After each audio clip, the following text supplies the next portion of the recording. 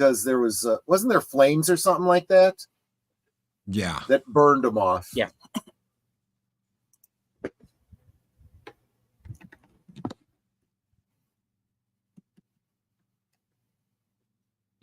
Yeah, Nate. We were talking about that at the top of the show. Yeah. Yep. There's the locking column I was talking about.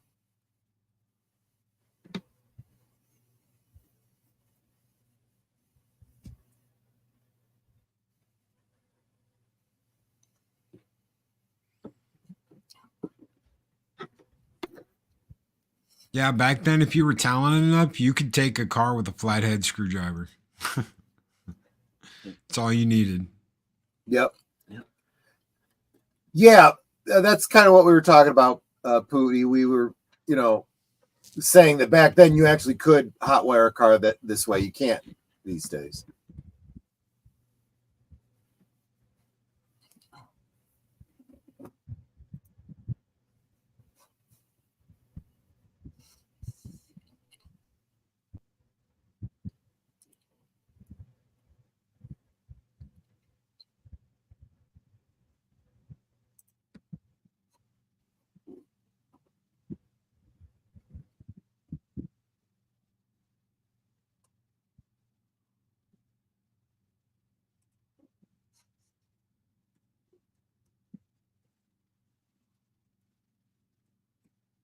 And that man was Kurt Russell. And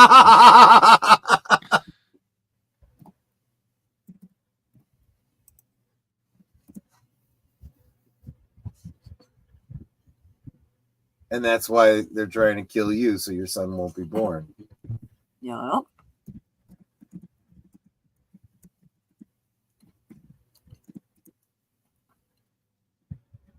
See, I get where they were going with the subsequent films, trying to, with the changed history and stuff, but they kept focusing on has to be John Connor.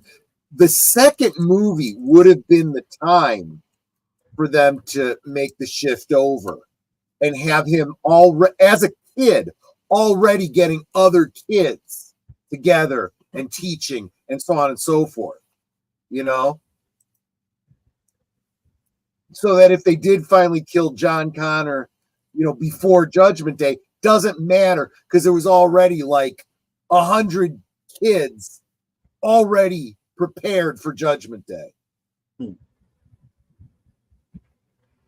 Butterfly effect. Once Kyle went back in time, he started it all going. Yep.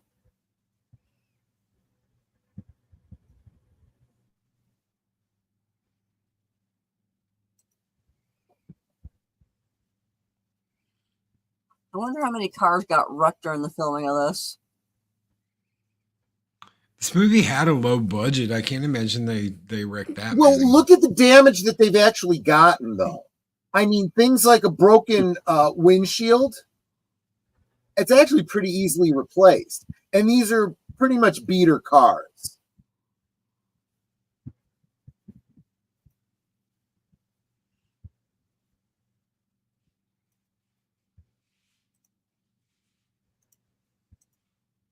I mean, my understanding was there was one scene where they have to break a window, and it was the director's car, just because they needed to get the shot. And he's like, let's just do it,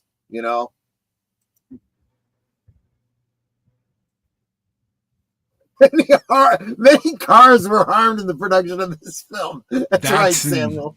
Datsun pickup truck.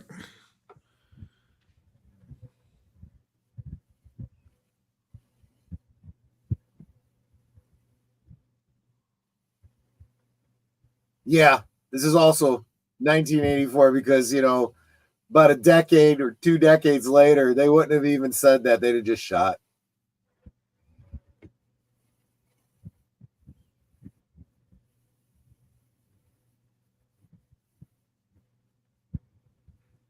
And as far as they're concerned, he's shooting at a cop because they just see that. Yeah, no, you're absolutely right. Yes. Yeah.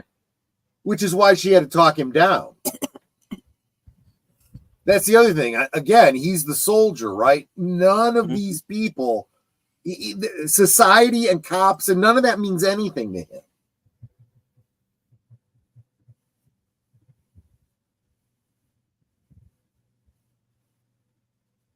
I like it. He takes another drag off his cigarette and hands it off. Mm-hmm.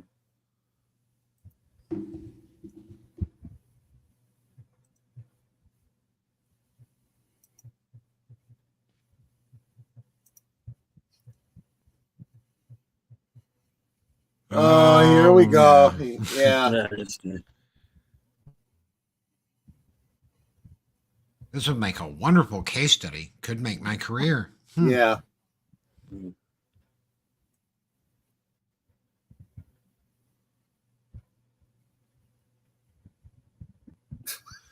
this is, guys, this is where I'm going to have to leave you. Thank you so very much. I can't wait to get to hang out tomorrow. We will pick it up again tomorrow over on Pop's channel. Talk Hard.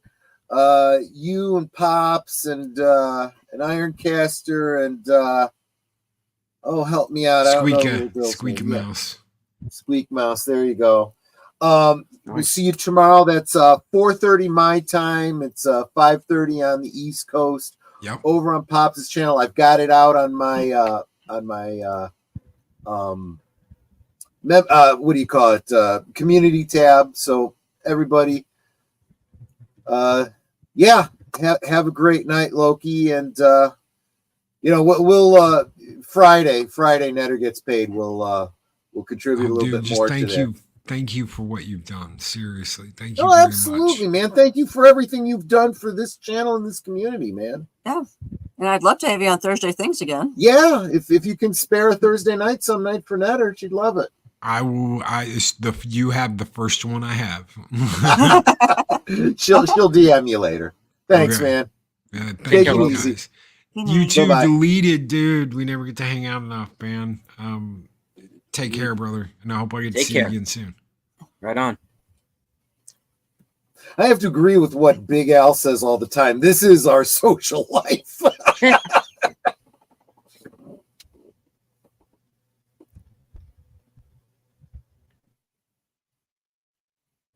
What's that one, Sam? Was that movie with J.K. Simmons? The one about the drummers?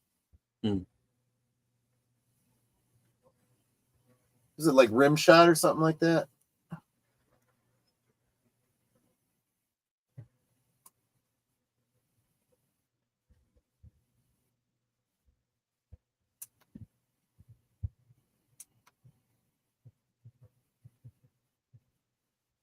Ed, shut up. Ed, shut up. Yeah, just stop right there.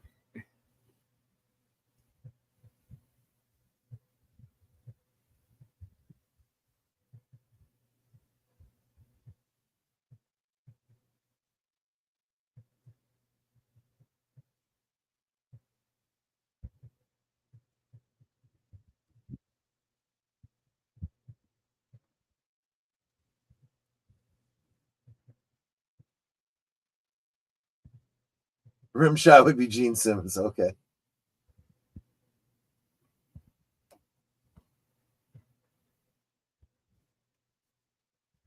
Okay, no, fair enough.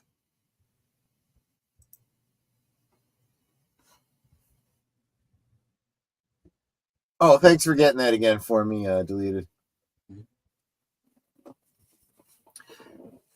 And Jerry Lahane, I'm sorry if you were here earlier and I didn't see you. Welcome. Oh, I'm not watching this part.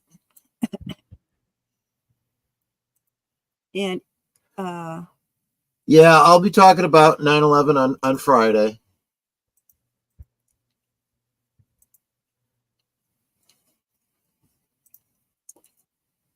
Yeah, let me know when this part's over, because that's gross. But it's fascinating because it's like this is where they start using the fake head and everything, you know?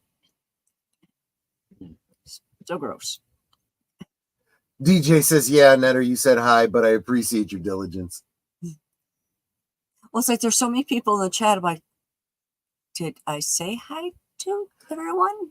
See, if I did miss saying hi to anyone, let me know. Absolutely. This was the only way they could do something like this was with an artificial, with basically a puppet, you know? Whereas today, all they'd have to do is paint out the eye and then CG it. CG has its place, right? You know, right tool for the right job.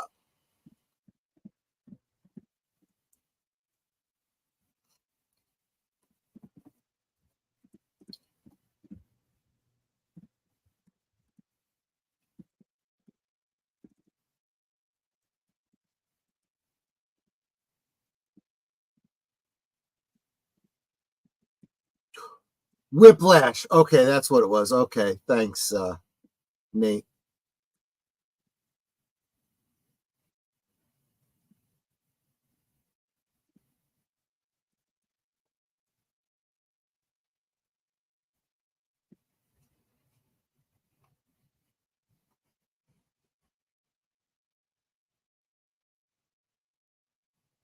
I mean, that's an excellent point. It's like, I don't know these details. You mean, why does your car work the way it does?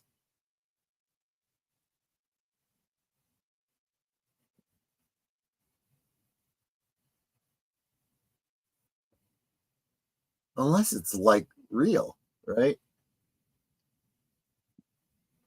1987, Gene Roddenberry, Terminator 2 concepts for digitizing pixels, morphing liquid metal. Yeah.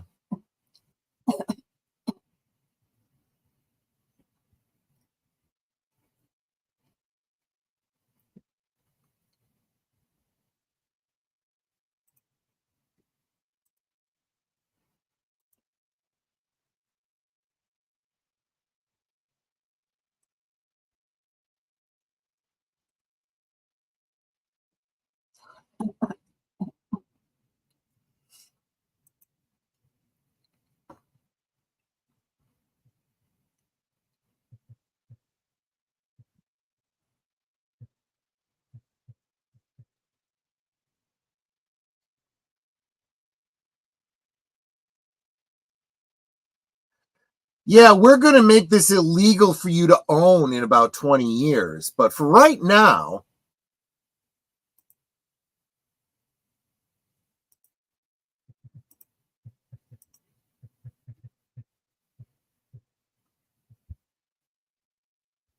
actually, he wouldn't even have to break his hand. A lot of people can punch through a window.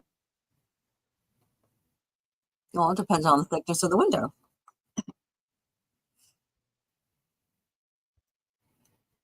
And by the way, hi, deleted. Oh. Yeah, we kind of jumped right into it. Didn't give you guys a chance to say hi to each other.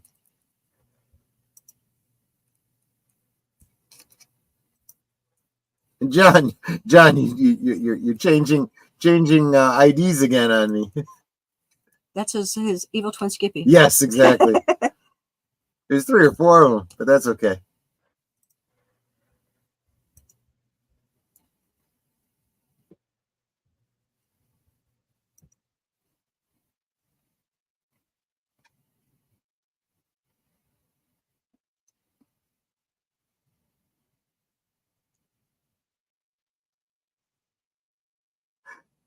I love this. Mm-hmm. This is kind of where it starts, right? I'll be back. That synced up perfectly, Curtis.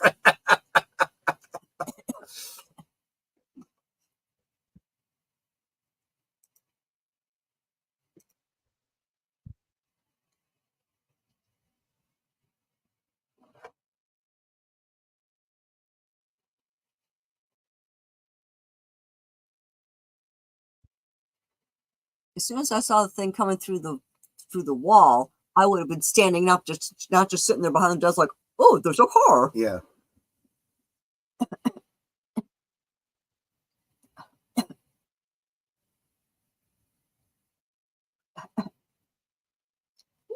Never go to you.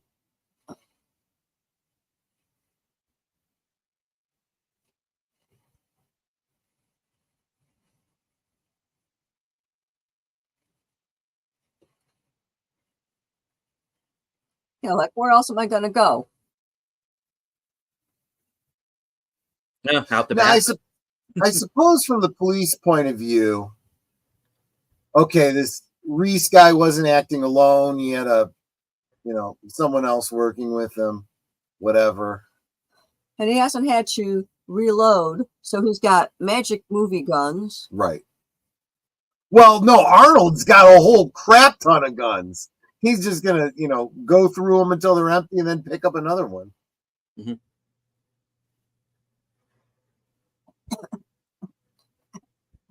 Yeah, because he's the problem.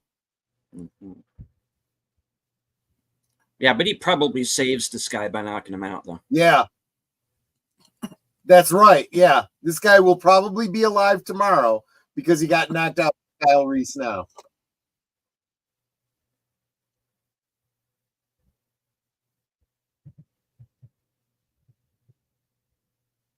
Oh, the stuntman behind the desk actually died?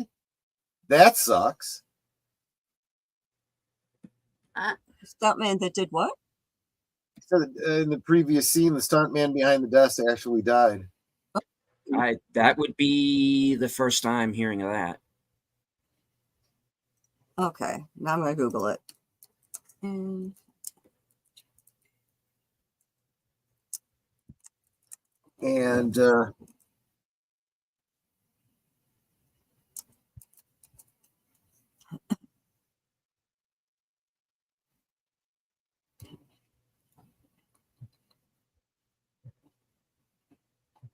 yeah, thanks, Jerry.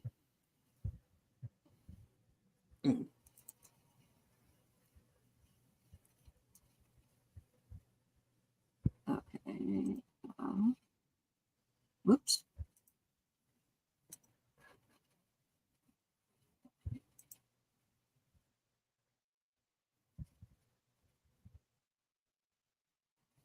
Yeah.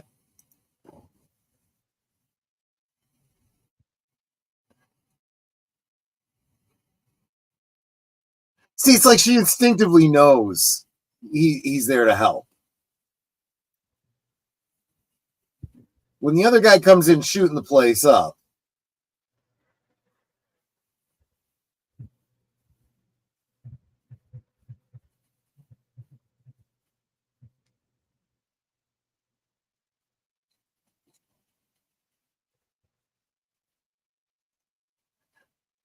Yeah, and so you need large capacity magazines. You might have to deal with a Terminator one day. Or the police. Or the military.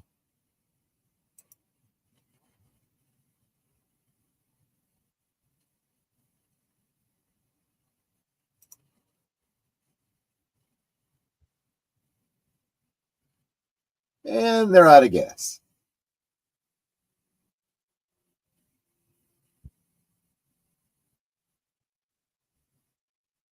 I'm sure in the future you could buy plutonium in every corner gas station.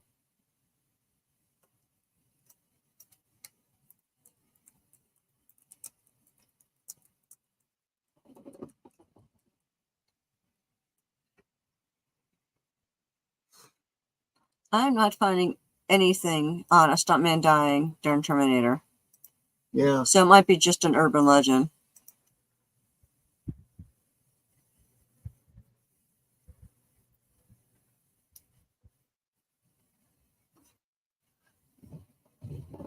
Well, yeah, I could totally see them making cars run on some sort of nuclear power.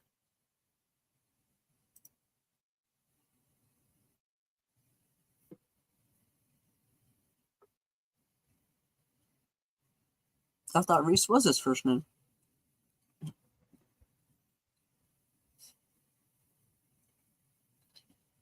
Reese Sylvester Peanut Butter Cup. Yes. Ford Lincoln Mercury. Oh, wrong movie.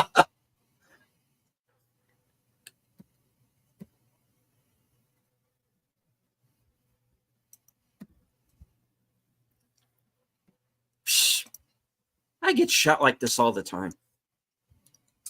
Actually, I was watching a great video. They had actually designed train engines that would run on nuclear. But there's a lot of obvious reasons they decided not to do it.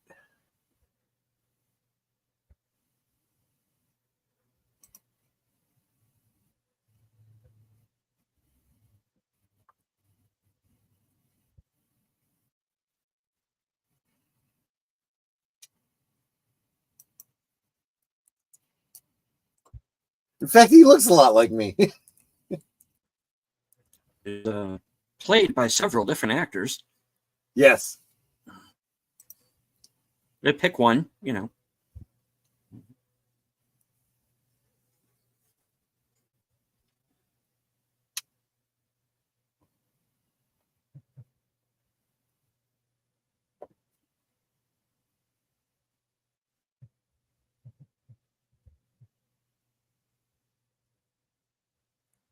Only that he trimmed the hedges of many small villages. I'm sorry. I'll stop.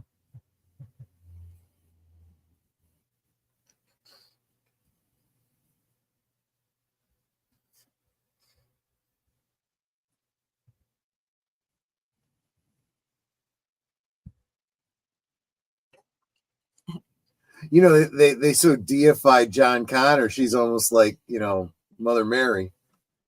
Oh.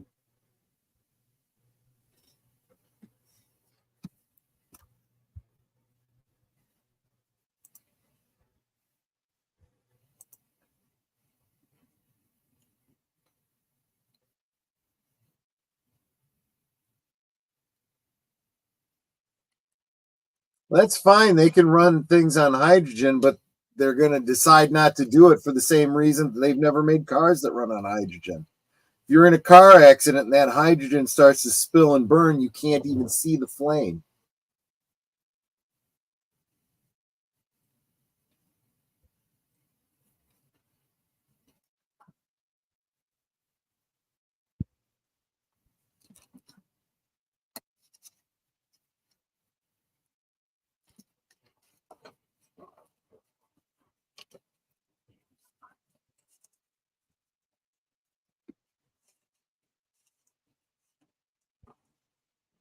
End message.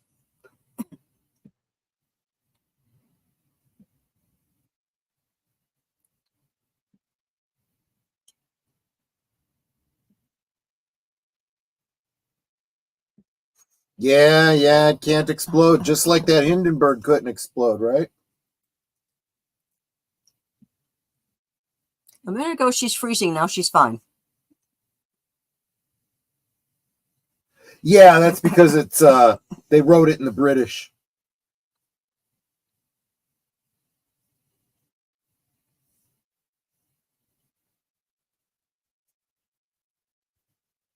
Oh yeah, because it's a wonderful place. Oh, is it Tahiti? Tahiti is a wonderful place. Yeah. A magical place. You never been in a car accident, have you, Putin? Metal things tend to not always stay intact. No. And that airbag? That's not exactly a free ride either. No, yeah. I've actually heard of a lot of circumstances where people were actually hurt by the airbags exploding. Yeah. Yeah.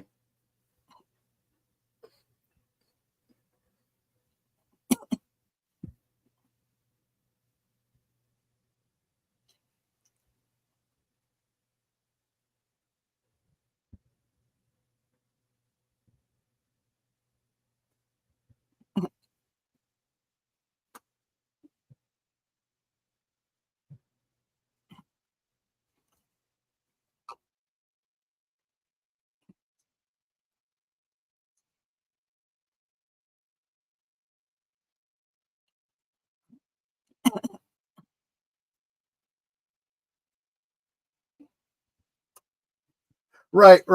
I know, Pootie. You know everything, and you know, I should just shut up and accept anything you say. I mean, we've been down this road many times before. Oh, that's right, because dogs could sniff them out. I do love that. You know, the idea that dogs have been with humans for all of civilization, and even in the future, there's still a use for them.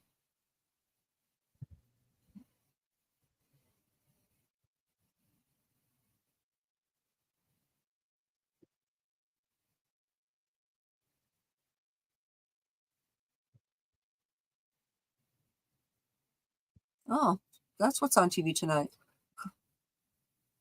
Was that Fire Walk With Me? It actually makes sense. Think about it, because if you're going to have an open flame and you don't want to attract, you know, hey, here's where we're at, you're going to put a hood over it. So, and it also funnels the heat to you, and it doesn't just let it dissipate all over the place.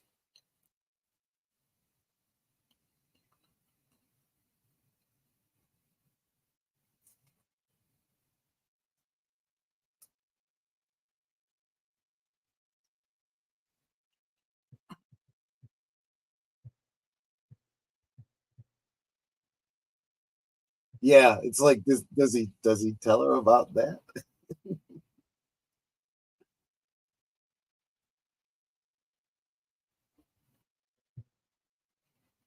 And see, it's not the same Terminator model here, right? No, this is the earlier models. So that's why I say all the Terminators would probably be different. Well, the different series Terminators are different. Yeah. Right. Now I think Curtis is on your channel. Deleted it. He's making the rounds. Hey there, Curtis.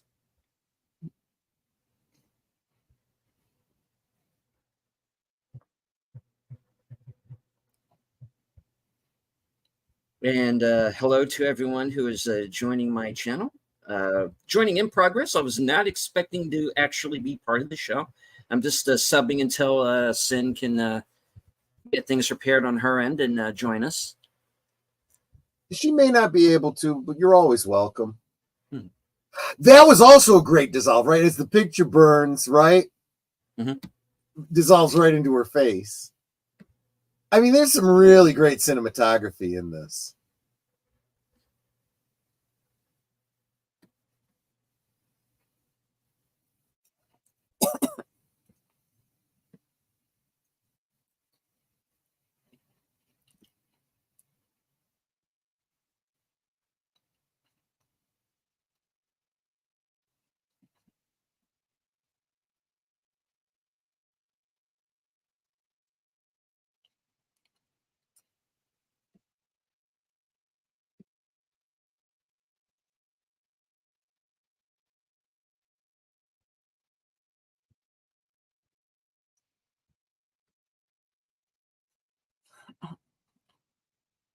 And the more he moves along, the less human he looks.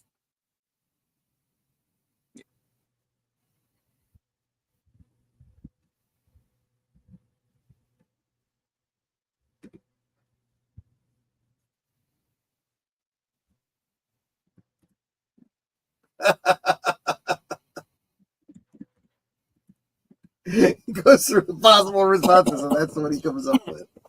Okay.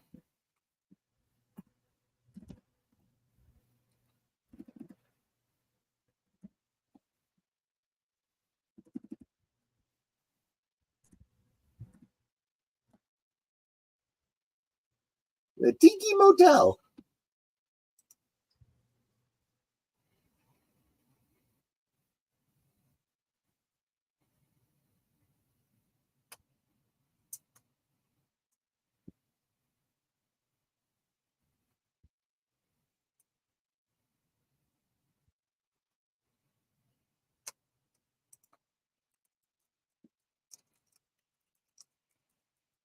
Hey, Deleted, have you seen this? I heard about this new cartoon they were doing.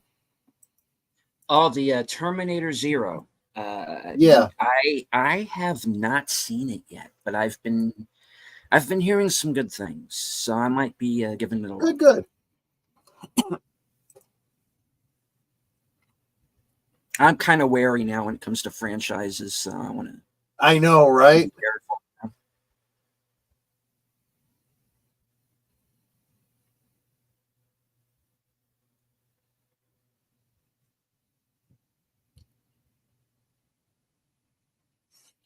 I know, it's like she doesn't want to touch it, but then she starts thinking, I'm really going to need this eventually. Mm.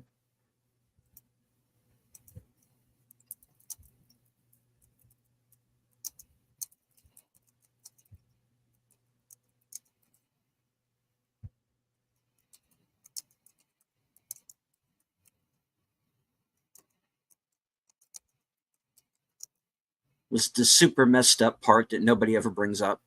Yeah.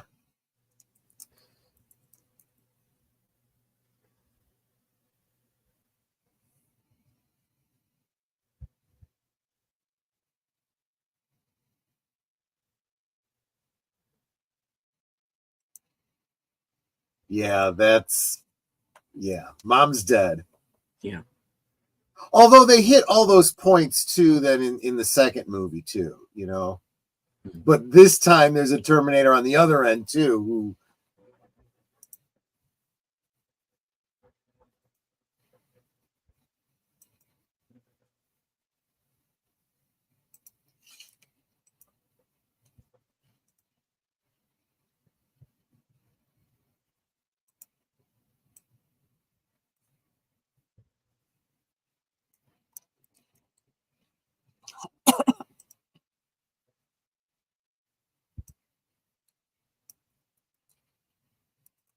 I learned to make it when I was a kid.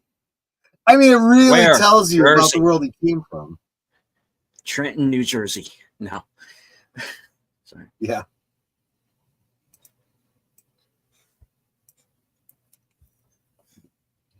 Creating a little ontological paradox here. He's teaching her so she could teach her son so that they could teach him eventually. Yeah, she needs to do that carefully because I've been watching these series called Fear Thy Neighbor. Yeah. And one lady made a pipe bomb, then tried to, because she wanted to blow up her neighbor, and she tried to wire a 9-volt battery to it so that she could then wire it to her neighbor's door. And she hit the cap the wrong way and went kablooey herself. Yeah, that'll happen. Yeah. And the police were like, okay, we can't identify the body because it was in a van. The medical examiner goes, well, I can tell you it's not her husband, who she divorced, or actually he divorced her. It's a woman. And they're like, and how do you know that? Well, her ovaries were stuck to the van roof. Gosh. Yeah. Ow.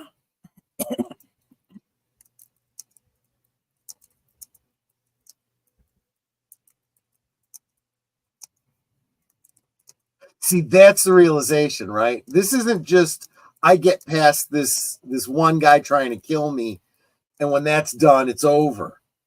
That's just the start.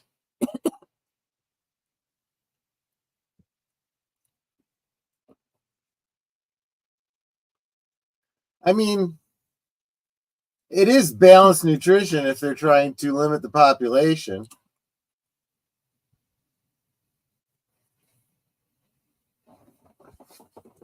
Oh, CycleMan90 is saying that he recently got hooked on Fear Thy Neighbor. So there you go. You got a buddy.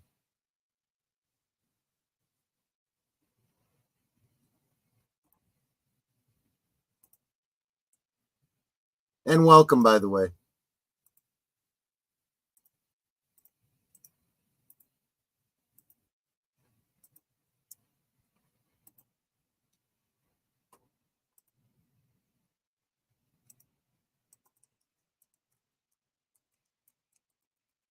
Again, with the stars, right?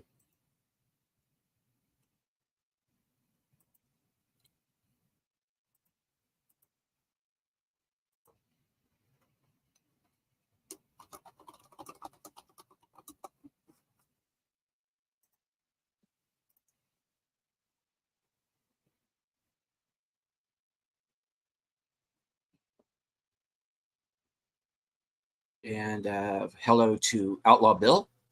And we are watching the first film. Hey, Bill. I don't actually have the Cosme link in my chat, but I love the fact that when he says, I always wondered what you were thinking of in that picture. And he's never going to know that she was thinking of him.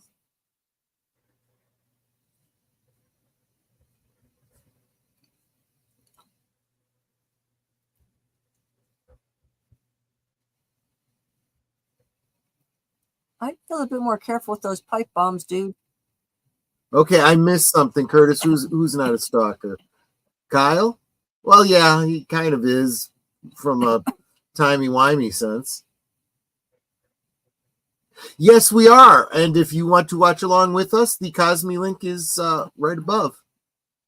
You can jump in right where we're at. It's about to get good. This is the good scene.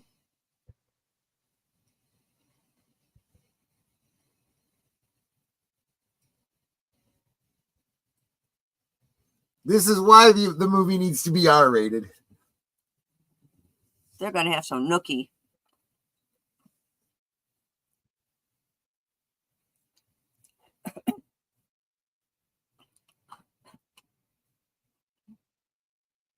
Yeah, this was back when they weren't afraid to show a few breasticles once in a while.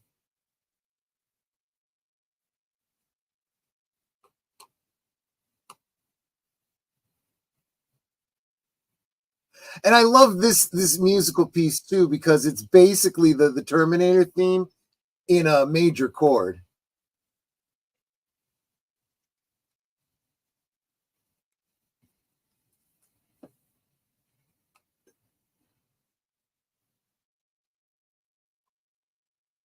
Guess what? You're John Connor's daddy.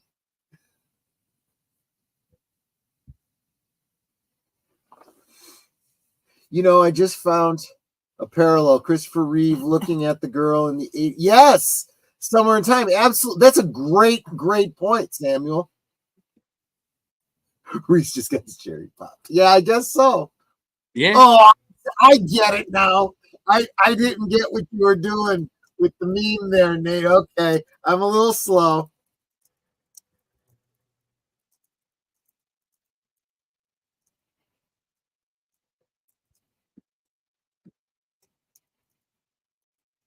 Miss. Yeah, he was kind of shooting at nothing. Little real life Grand Theft Auto there. Yeah.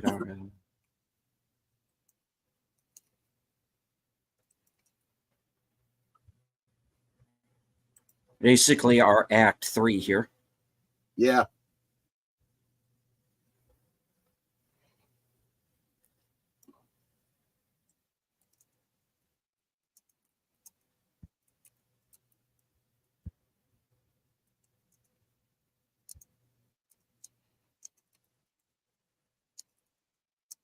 When do you think Sarah realizes that her mother's dead?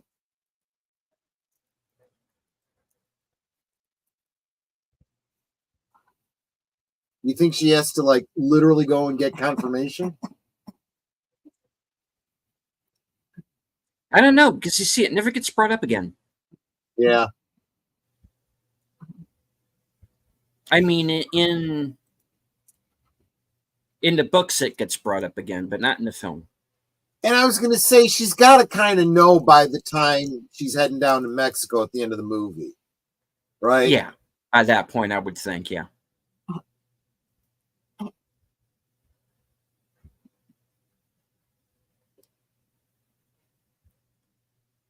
No, it's the yet. car chase with the pipe bombs. Yeah. With Arnold on the motorcycle.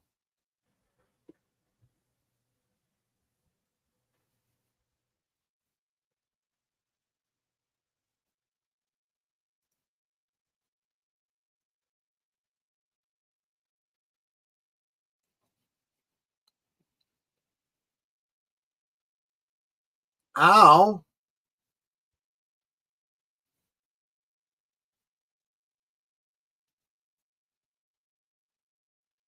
And again, with the very clever, see, he drops the big gun because now he's got to go to a handgun. It's what he's got.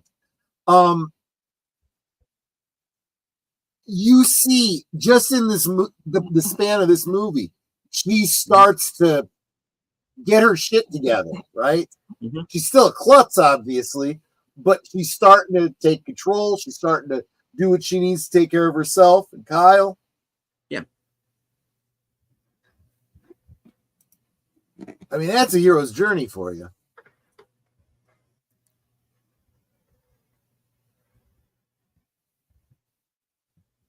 That didn't hurt. Yeah. Okay, that hurt.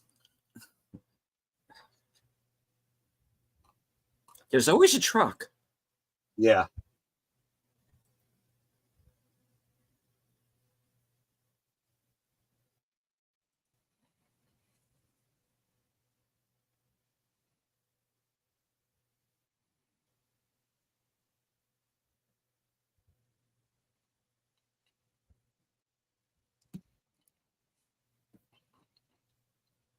Yeah, you want to get out of there as quickly as you can.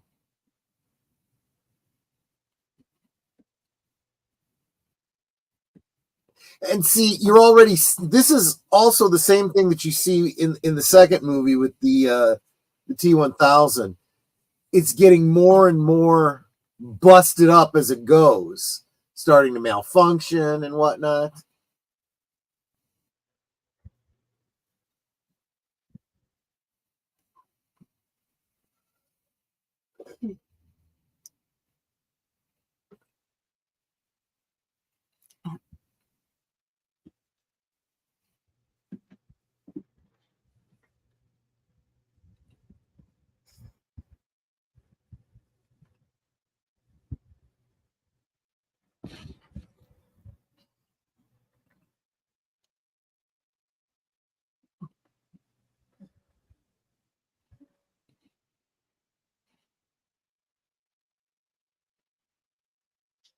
Yikes. That's wow.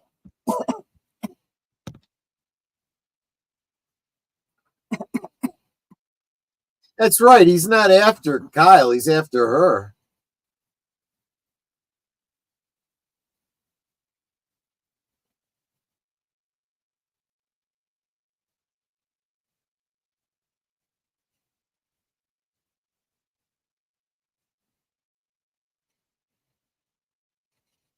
Like, oh, I wish I had a short fuse.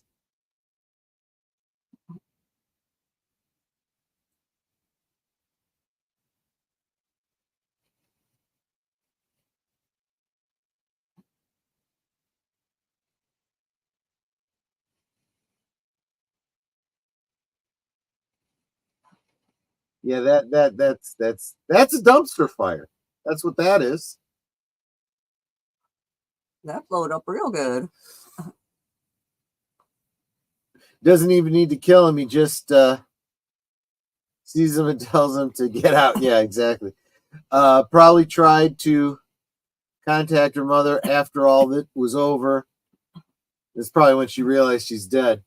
You know, and hopefully she starts engaging the thinky bits and she realizes, yeah, she was already dead. My telling her is what brought the Terminator to me.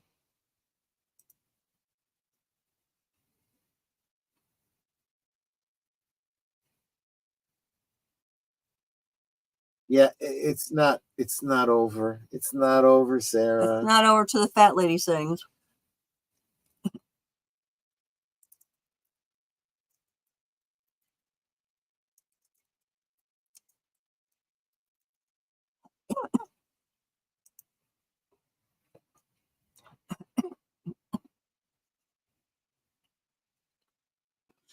Well, this is also the first of the famous James Cameron fourth acts. Right. Which unfortunately everyone started to emulate. Right. Well, it's good storytelling, so it is a good thing to emulate. You just got to do it right. Mm-hmm. It also works a lot better in the theater when you don't know how much time is left in the movie.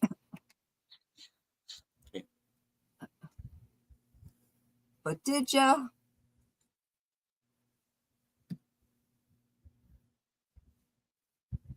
This is a pretty cool reveal, though. I got yeah. to say.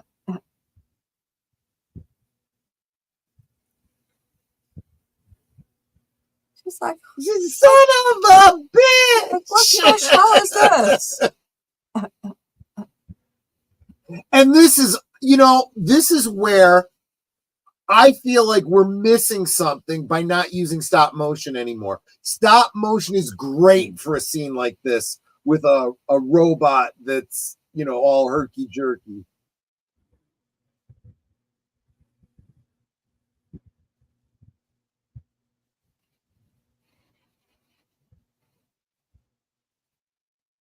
Yeah, Dance of the Skeletons, right, Samuel? And he's still dragging his foot, right? We saw that before he got into the truck.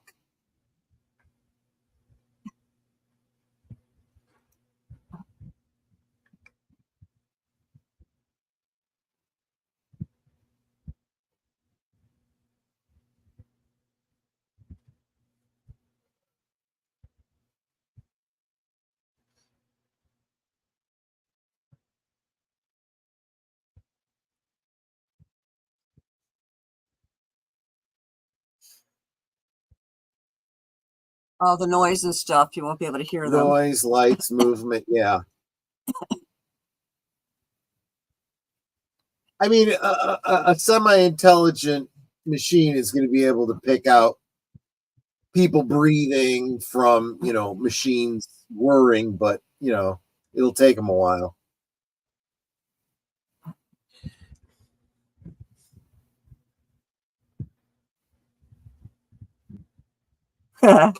Good girl.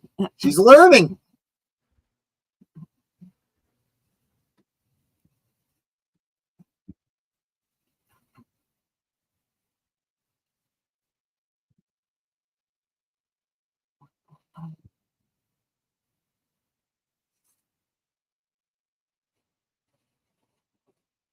Yes, it absolutely was. And it was wonderful.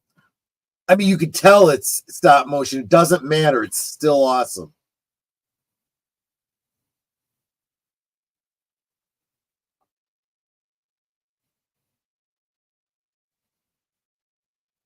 It's like I always say, right tool, right job.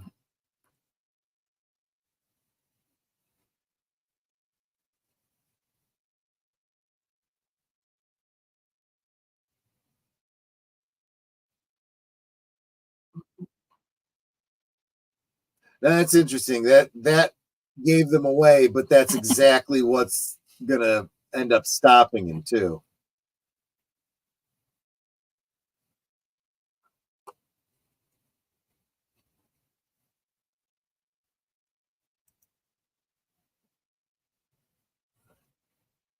Okay, maybe not.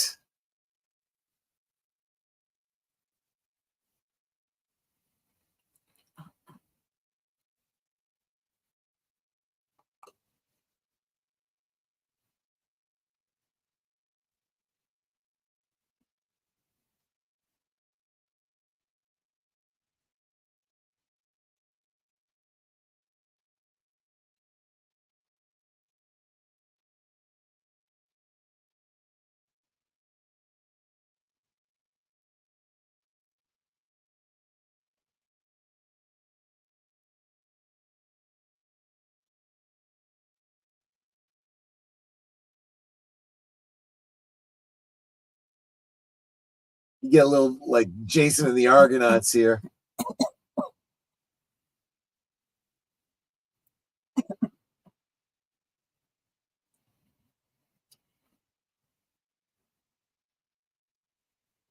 She's like, okay, yeah, now I'm gonna run. Yeah, right.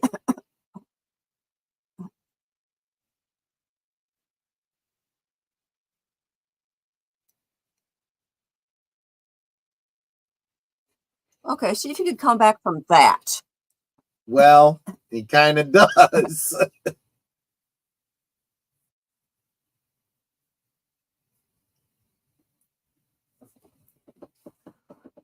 Okay. Must be something on Nate's end. He got kicked out of Cosme and I can't seem to get back in. I hit refresh multiple times. I've had this problem before. You're going to have to close down your whole browser and reboot the browser.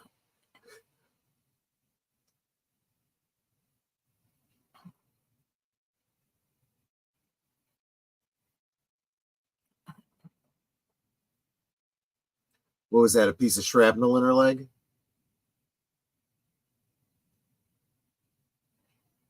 Yeah, well, technically it got her. Yeah, I suppose. Didn't kill her, but, it wounded her.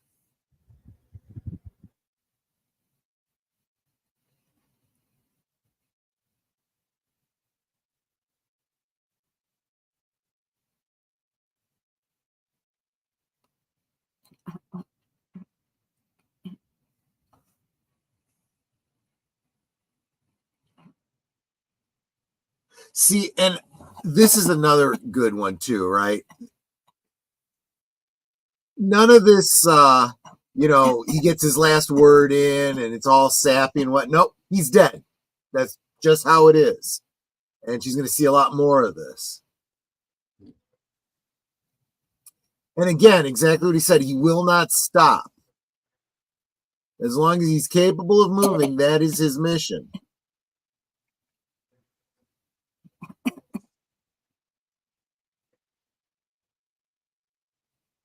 She fell down after hearing a loud noise. Yeah, exactly, Curtis.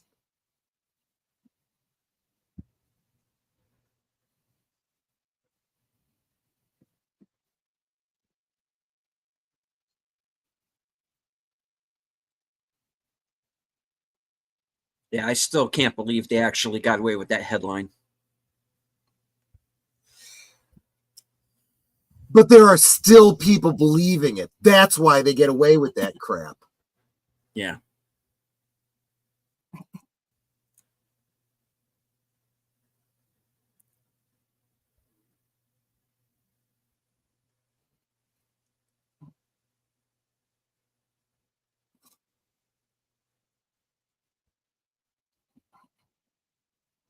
Take care, Connie. Thanks so much for hanging out with us.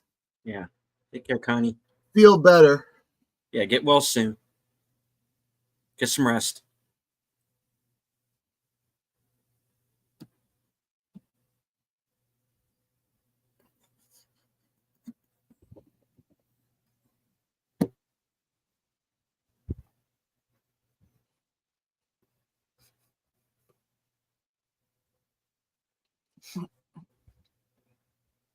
It's Terminator fucker. It's just a matter of time because he literally had his hand around her neck. Yeah.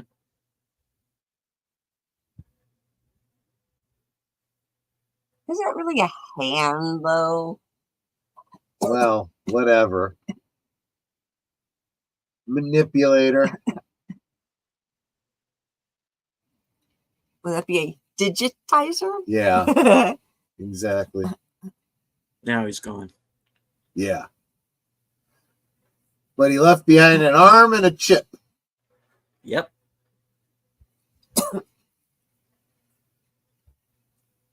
It was all crushed, but we learned amazing things. Yep.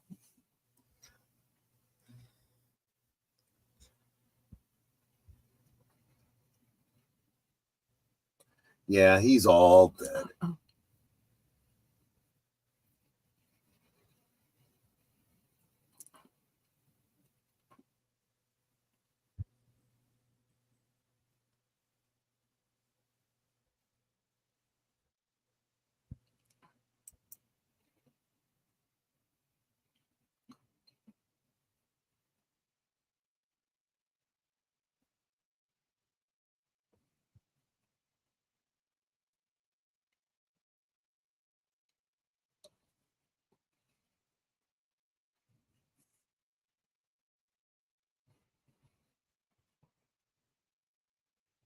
Exactly, Mark. And why she has a dog. Yep.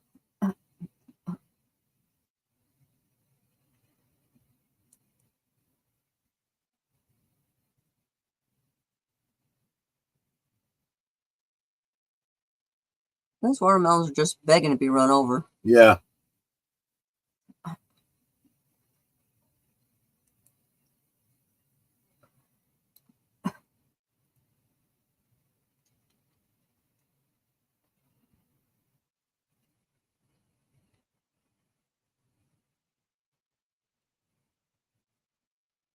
Why didn't you tell me you spoke English?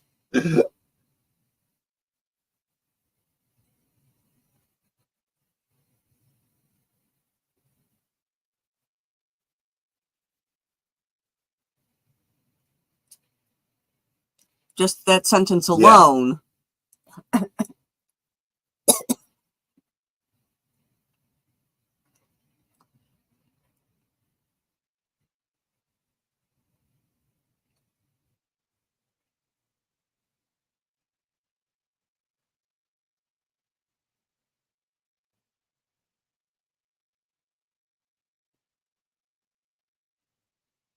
Looks like her lip is still split from earlier.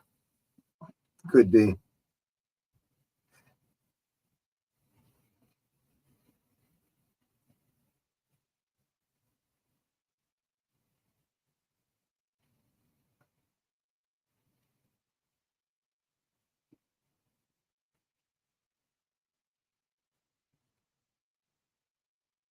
That is what he said, yeah.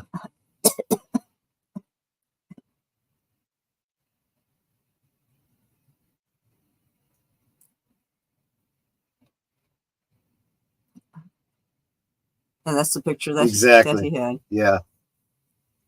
She was literally talking about him as the picture was taken. Yeah, you don't even know the half of it. Yeah.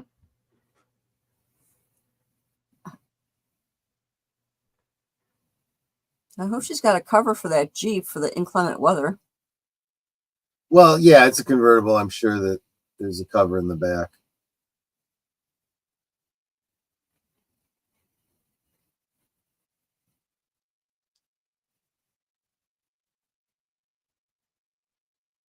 Wow.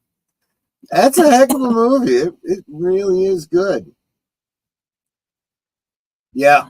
They had to acknowledge Harlan Ellison because lawsuits.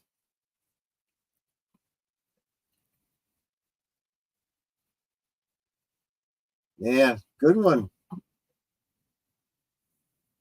So I'm going to let you guys know because I think there might be some new viewers here, and you might not have been here earlier on in the show. I had subtitles for the first movie. I do not have subtitles for the second one. So sorry about that. I try to provide you with subtitles whenever I can, but that's funny, Samuel. Drum. Bum, bum, bum, bum. Yeah, exactly. Oh, it is great. It is just, this music is awesome. It's simple, but very, very effective.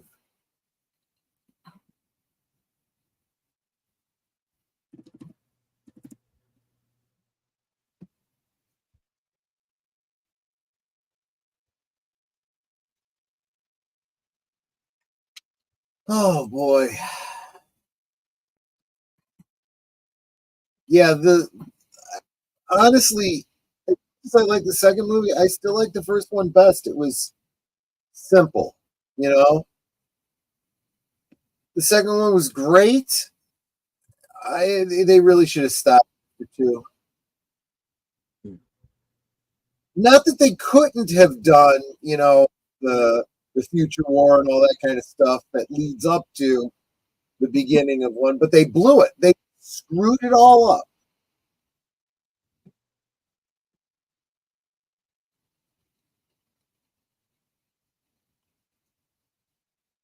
It should be the same Cosmolink, though, Nate. It shouldn't make a difference. That's really weird.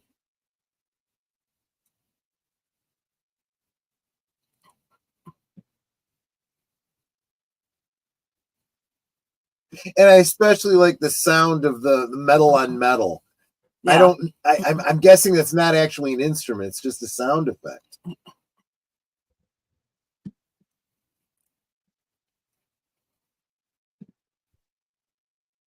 You know, Samuel, that meme actually really works.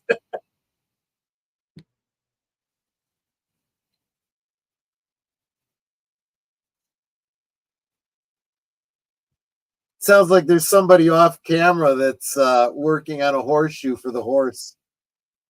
Mm-hmm.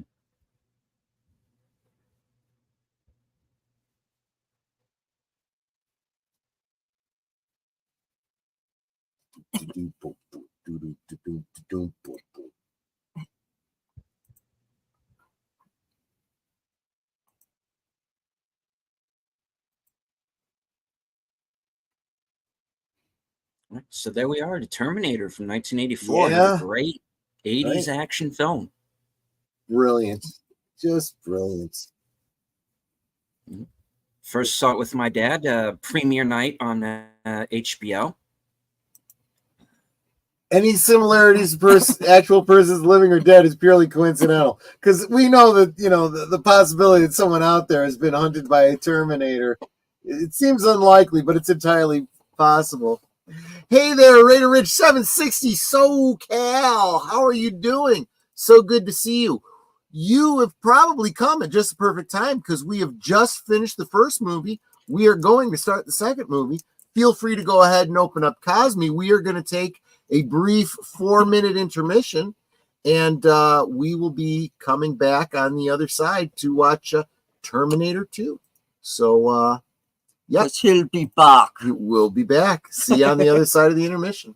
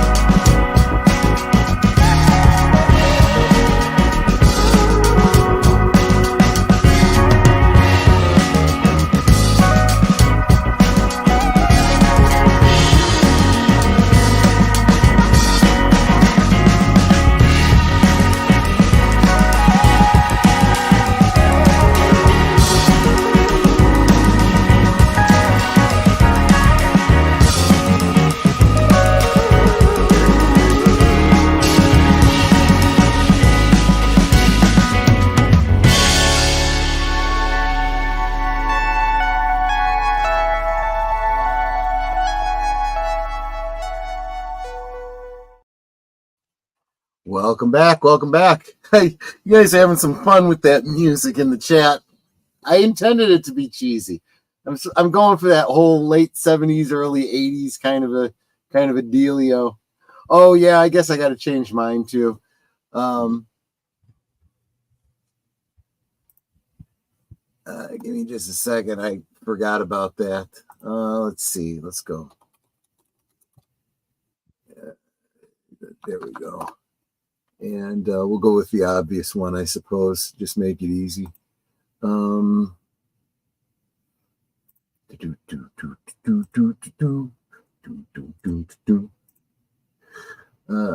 Save images up there. This time I get to be Arnold. Because why not? StreamYard. Edit audio avatar. Right. While he's doing that, folks, in the chat, if I am having any feedback or audio issues, please let me know. I've been having problems with that of late, so I don't want to, interrupt the show with it or anything. So let me know if there's any issues. I do want to tell everybody who is in my chat, once again, welcome. Thank you for joining us. I was not expecting to be a guest tonight. Hopefully, Sin's Corner will be able to get things repaired on her end and join us. I'd also like to remind everybody at the top of my chat is the GoFundMe for Stone Loki, who was with us earlier. Help out with some medical issues he's been having. Every cent counts. Please feel free to donate. And this sounds interesting. Raider Rich says, did you know that in the Terminator, when the Terminator hit the cop's head on the window, it was the same cop at the mall in T2 with the camera when the T-800 went through the glass window? That I did not know. It is the same guy. It is the same guy. William Wisher, who is also the co-screenwriter of the film. Yeah. Easter egg cameo there. Yeah. That is very, very interesting. I love when they do intentional stuff like that. Okay. So Cosme Link, if you aren't already there, go ahead and open it up. Again, sorry, no subtitles. I should also point out to you that we are watching the T2 Extreme Edition. I have no idea what the hell this particular edit is. I guess we'll find out as we go. Okay, so we're going to get going in 5, 4, 3, 2, 1, play. And it goes right into the, is this Canon? Carolco. Oh, okay. There you go.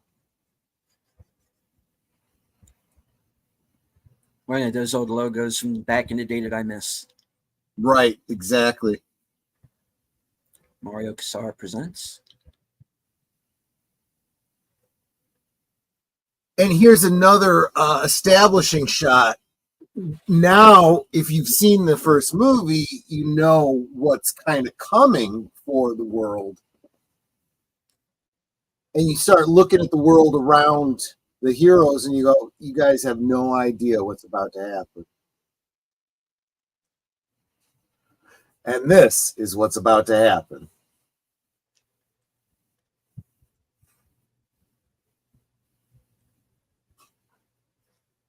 Fallout, Los Angeles, 2029. We could still be on track for this future. Just saying.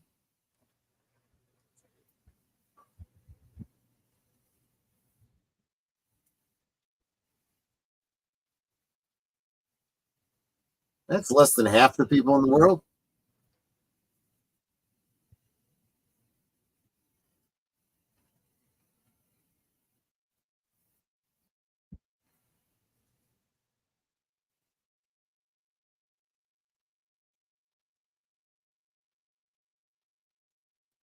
Perfect timing, meme jockeys.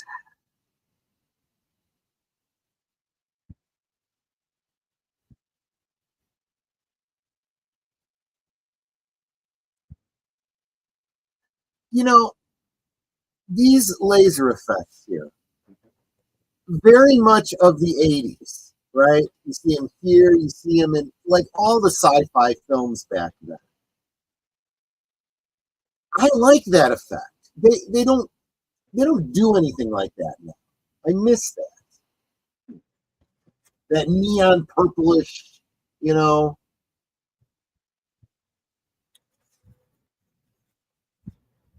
And it would be so easy to do with CG these days. But they want it to be as realistic as possible. They want it to look like real lasers. Mm-hmm. Screw that. And you are seeing several different types of effects here. You're getting hand-drawn animation. You're getting stop motion models. Yep. And like I said, models with forced perspective because they're all different scales.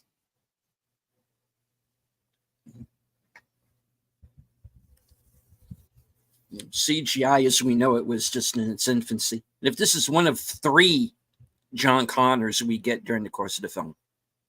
Yeah.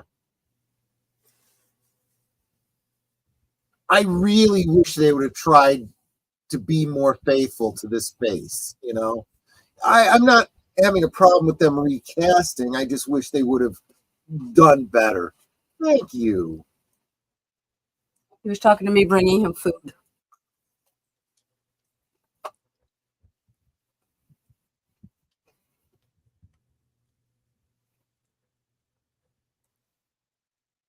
Yeah, that's part of the problem.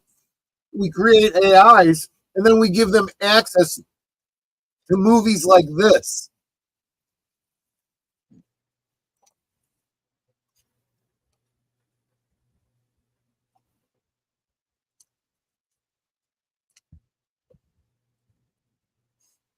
See, movies like this are supposed to teach us. They're supposed to be a warning for us to prevent this kind of a future. No, we've decided to turn them into how-tos.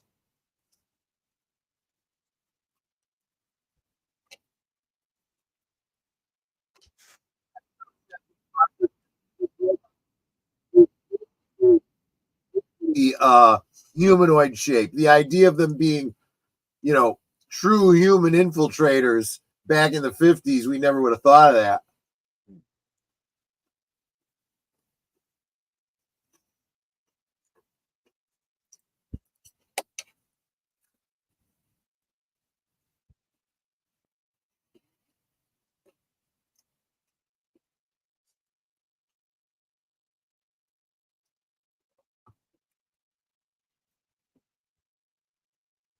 Oh, Charlotte couldn't make it, but she sent word via Curtis to say goodnight to you and I. Oh, well, Charlotte. Thank you for that.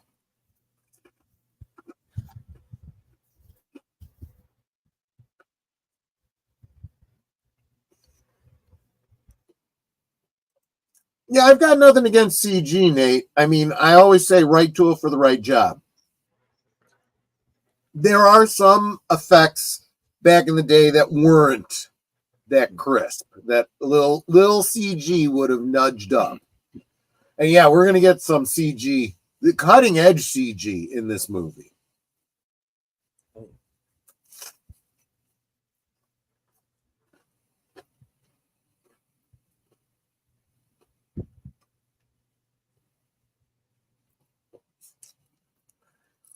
Honestly, that's where the humanoids robots are all going to come from, Mark. It's going to be people trying to create, you know, Six and whatnot. And, you know, it's kind of how technology goes. It starts with porn and it goes from there. So I can't have a fembot? I'm saying it's coming one way or the other.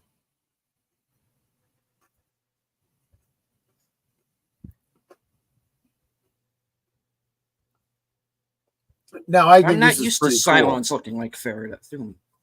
Yeah, I love this effect. We don't see this in the first one because they probably just couldn't afford to show it.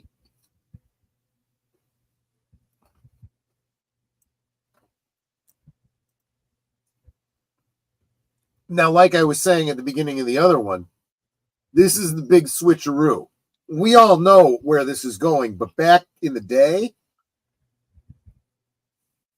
you would have assumed that Arnold was the bad guy.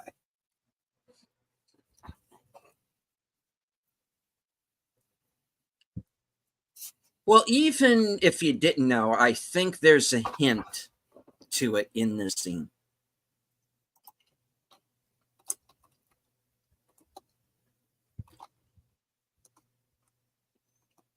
He walks in, half the cast is Stone Cold is in there. They're probably wondering where Lance Henriksen is right now.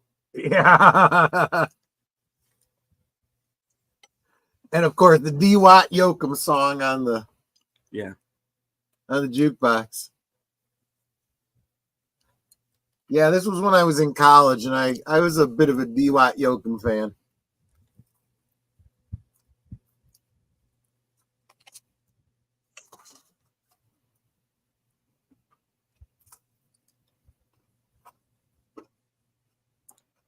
Robert Windley, he always plays bikers.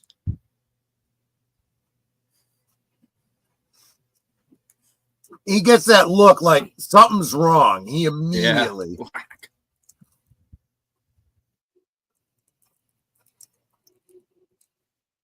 Ooh! Ow! Ow! Ow! Ow!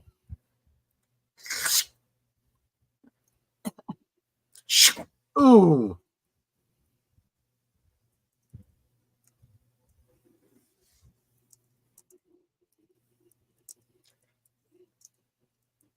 Was that a long enough blade to go all the way through and through? It's supposed to be, but clearly it isn't. So he's pinned to the pool table? Jeez. Yeah.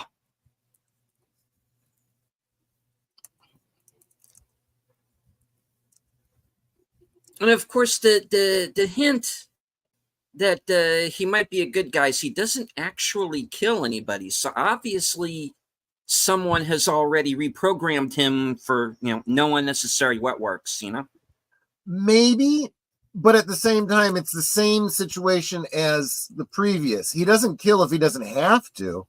He just kills if it's expedient. If it makes everything easier. This guy did a lot of movies and TV too. Yeah. Going way back.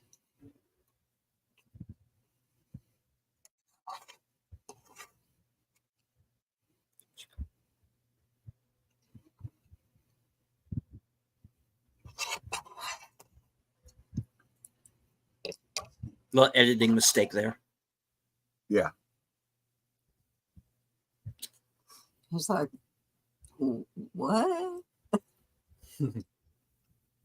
And see, this is the other thing that, and I get, you're probably right. He probably was programmed, no unnecessary killing, but at the same time, the efficiency of a Terminator would be, this guy is no danger to me.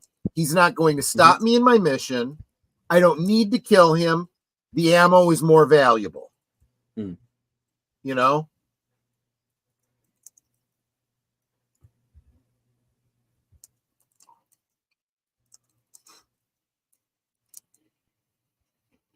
Yeah, that shot was just an inch from being an even harder R than it already was. Yeah.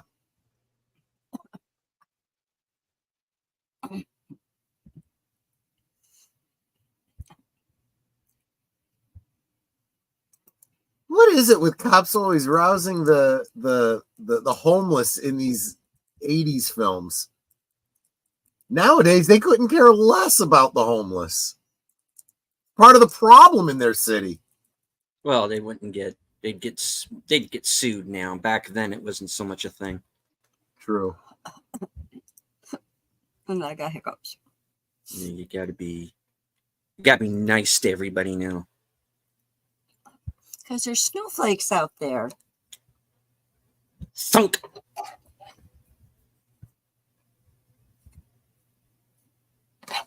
And of course, Robert Patrick in all his glory. Yeah. Did I miss the full frontal or something? There was no full frontal. No. Well, full almost. brackle. Full brackle, yeah. everything but, I didn't make the connection between the two films, but I had seen him previous to this. He was in Die Hard 2. Yeah. Which was before. He was in, had one of the smaller parts as one of the villains. And, he played the Christmas tree. Yeah. He played all the ornaments. He had actually had a number of credits before this and kind of like mid or low budget action movies. And then from like Die Hard 2 on, especially with this, it kind of graduated up, Yep. Of course, Jeanette Goldstein, Vasquez from Aliens. Also Titanic, Lethal Weapon 2, Fair Game. Samuel Proctor says, I call shots like that. X-Men Origins Wolverine cinematography. Yeah, kind of. Xander Berkeley.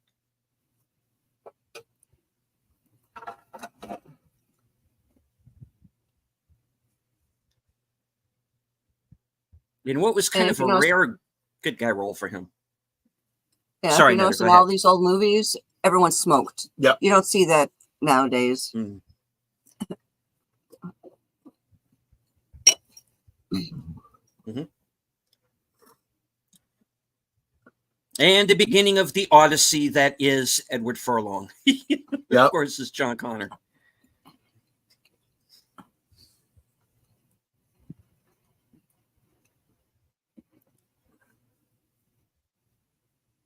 Now our first shot of Sarah. With long hair. Yeah. And ripped muscle. And yeah.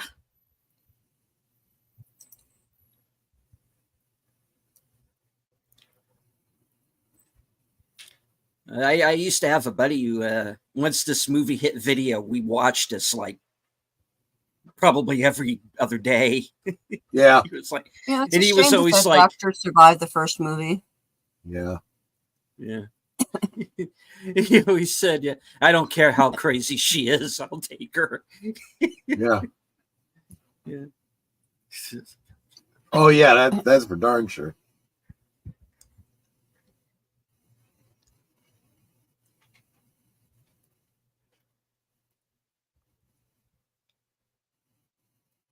Oh, so just a few years from now. Mm-hmm. Oh, so the world is definitely screwed then. Mm-hmm.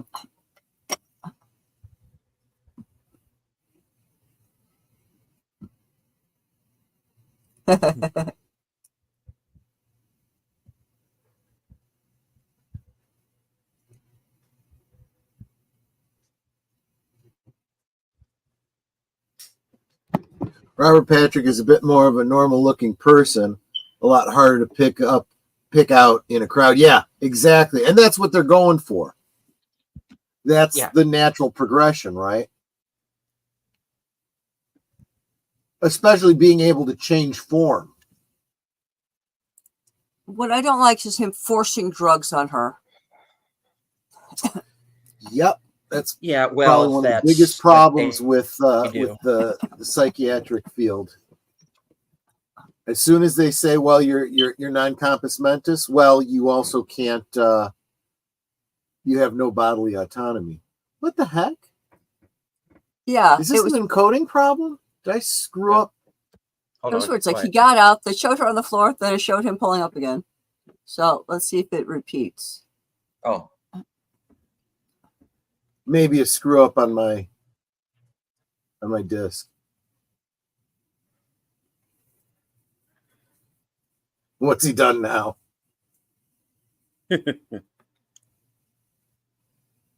And you don't need a whole prequel series to explain that line. Right. No.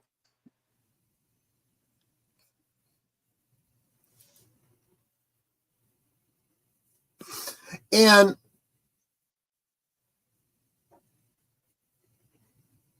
he's very effective, right? As an infiltrate, because he's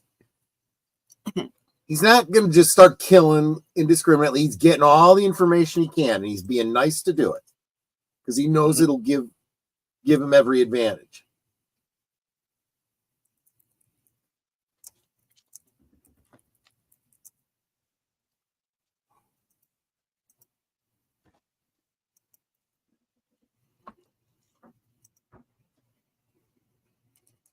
I think he improvised that line, if I remember correct.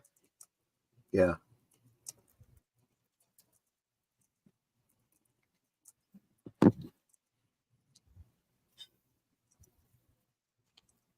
Why 300? Because that was the maximum you could take out of a ATM. Easy. Man, Nate, you are just, your timing is perfect.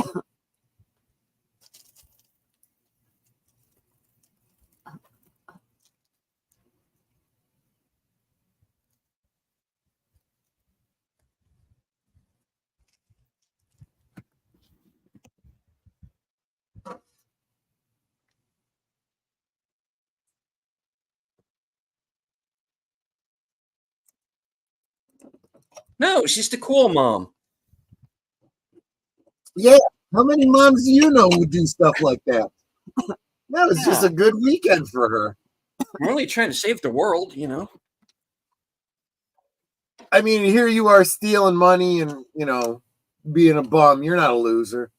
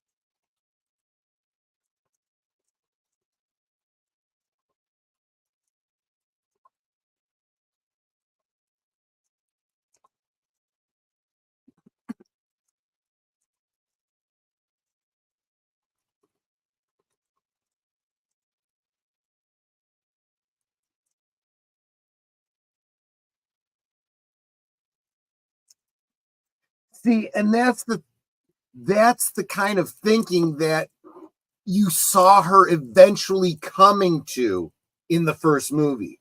She wasn't getting it. And now she does, obviously.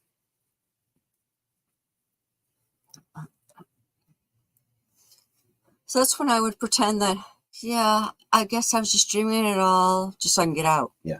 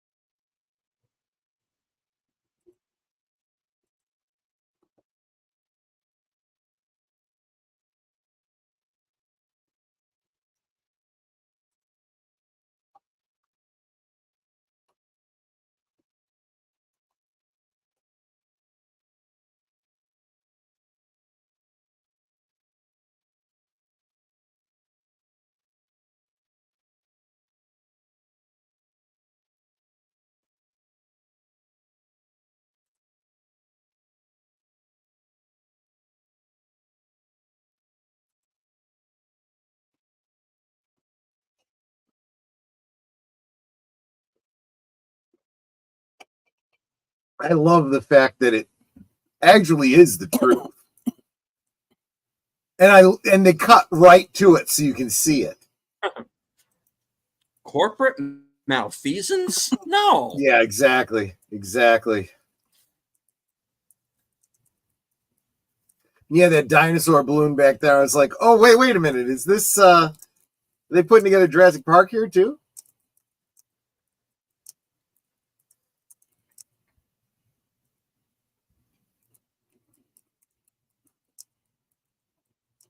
I like how this is all in one shot.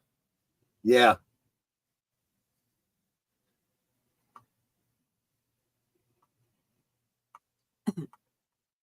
Don't ask. And here's the thing, you would expect that the guy who created Skynet would be this kind of frothing at the mouth loony, but he's not. He's just this regular guy. He's lets this things just kind of get ahead of him, Yeah.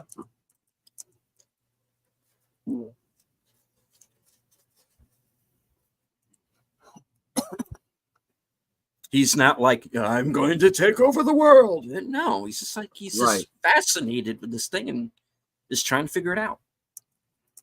Because in the real world, that's the way it goes, Yeah. And it's not like this is his technology that he owns. No. It belongs to the company.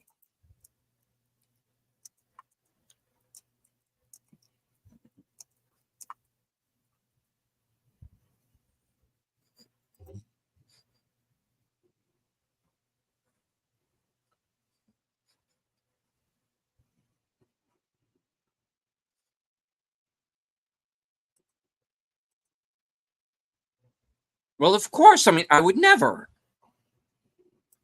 It's like, I just want to see my son. That's all.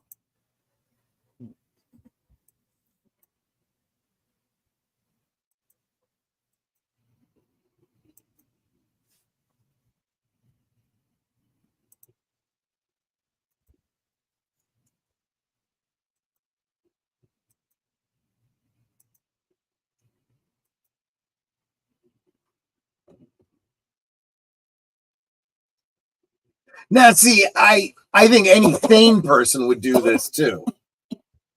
You have to pretty much be a psychopath to hold yourself in check in a situation like this.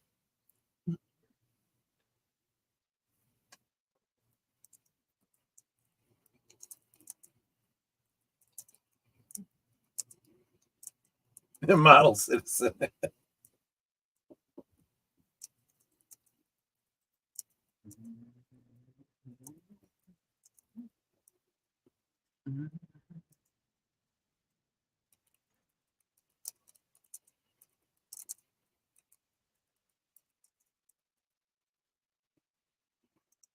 Oh, that was lucky.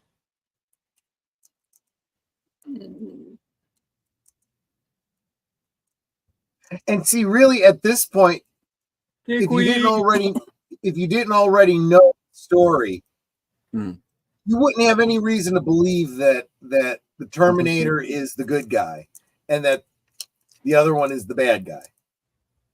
Of course, the young Nikki Cox there. Was that Nikki Cox? Really? Wow. Yeah.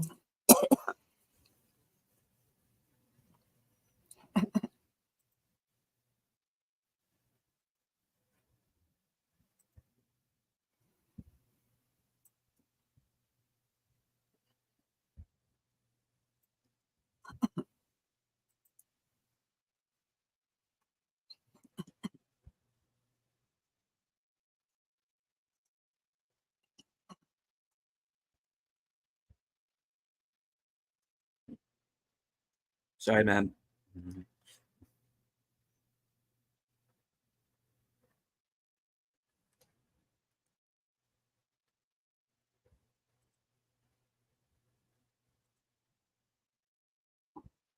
Here's the funny thing. He steals $300 so he could pump them into arcade games.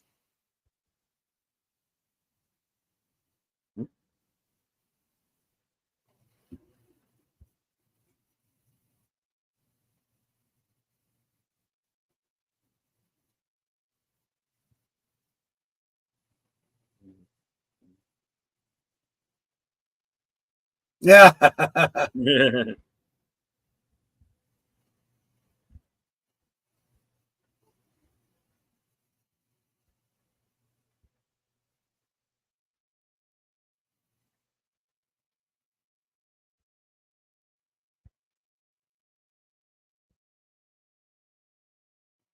Yeah. See, that's the giveaway, right? Mm.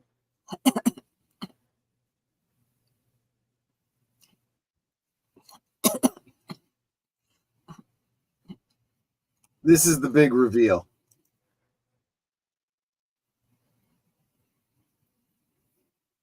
And he's like, oh, great. Now I got this guy. Well, yeah, when someone's coming at you with a shotgun, it's like, oh, crap.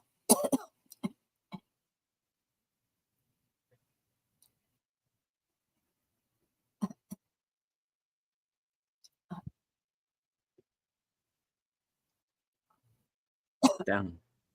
There's the reveal. Right? Right up until that moment, you're not certain.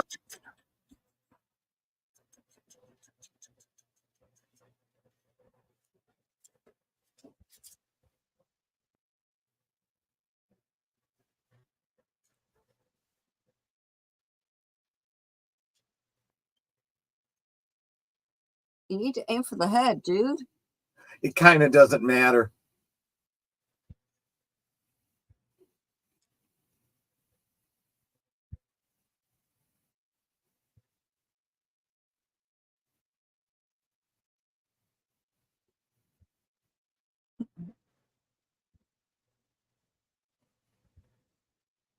Cinder blocks and drywall. Yeah, the drywall isn't quite as impressive. Well, because it was so darn thin, too. Yeah. It was like foam core. Yeah, I brought you flowers. Yeah, exactly.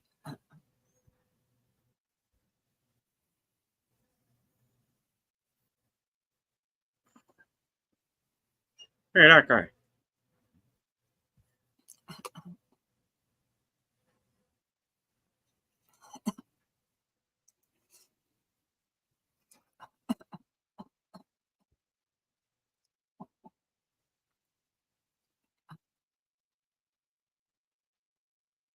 Here he comes.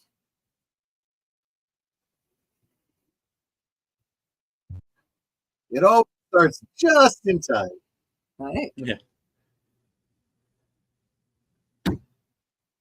I'll tell you what, though. You could really believe that he would be able to keep up with that bike. Yeah, he actually did. They had to get him to slow down because he was catching up to the bike. Oh, wow. Yeah.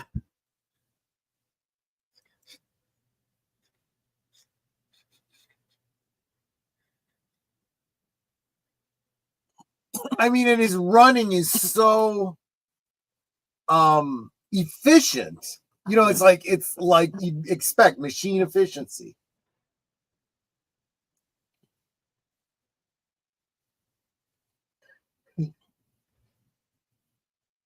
You don't bring me flowers. You don't blow my head off.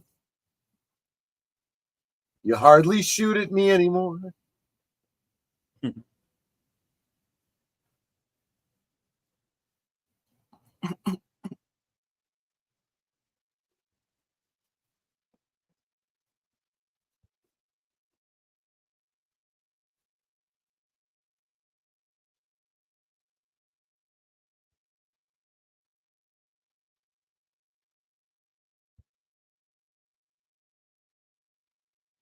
Yeah, you really shouldn't stop. Yeah. It's like, are you shooting me? No, you know, this should have been an obvious thing. You should have expected this. Go, go, go, go, go.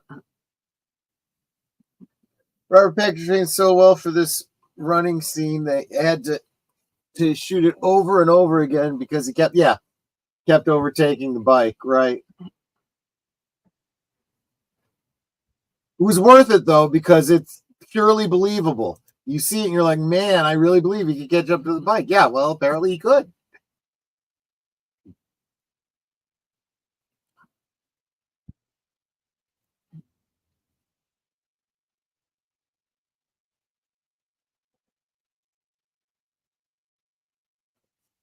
Yeah, just from this bit with the semi, you know, they had a bigger budget.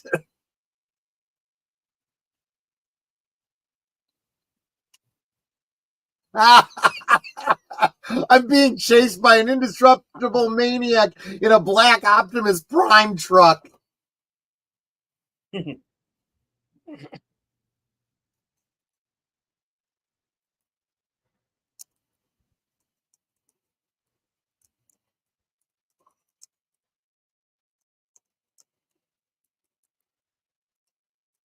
That's video game tactics there.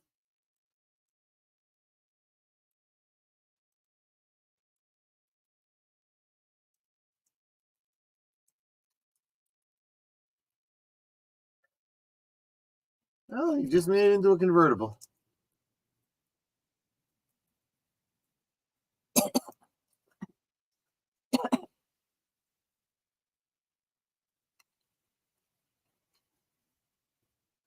Slow-mo so you can appreciate the stunt.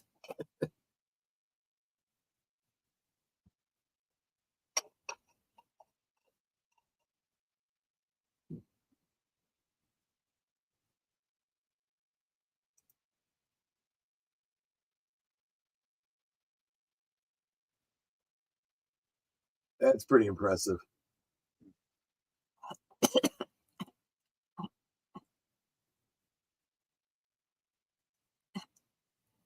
Yep.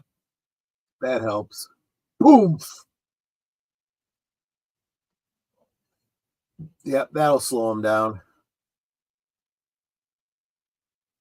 That kind of won't make any difference.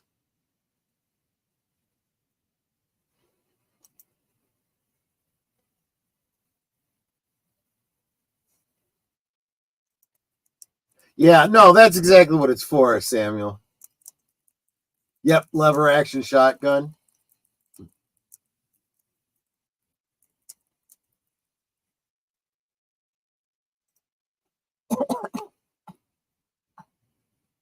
I think a shotgun will probably be my next purchase.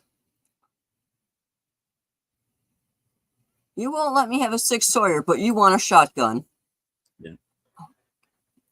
Maybe we'll get both. I saw this once with my my grandmother, my aunt, and my twin cousins, and when he walks out of the fire like that, my grandmother's like, "What?"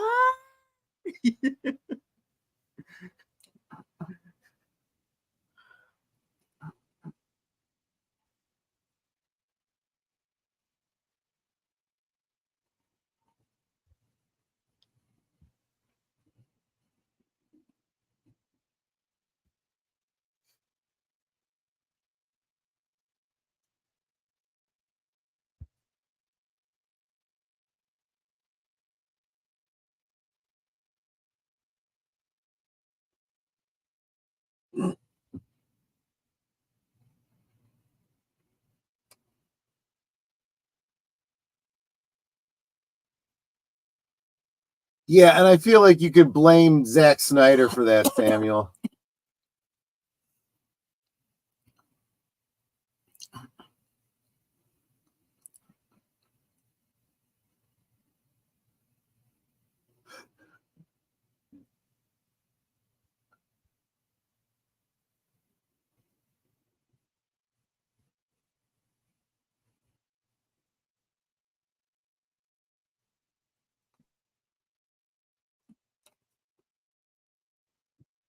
Yeah, because I'm smart.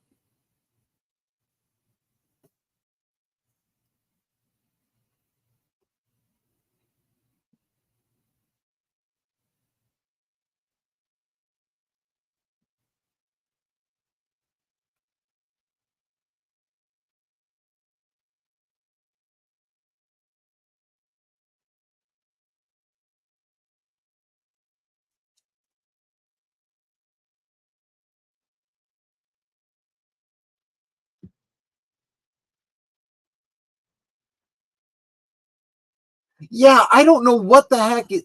Something got screwed up in the encoding of this disc. They thought the line was so good they wanted to play it twice.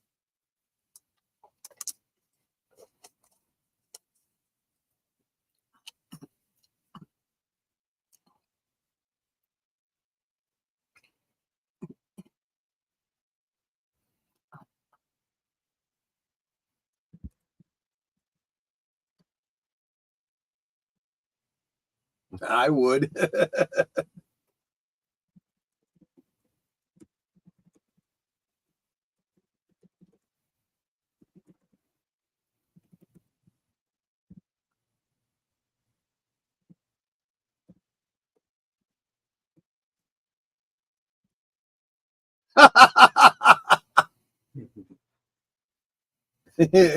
Well, you asked for a quarter. I gave you a quarter.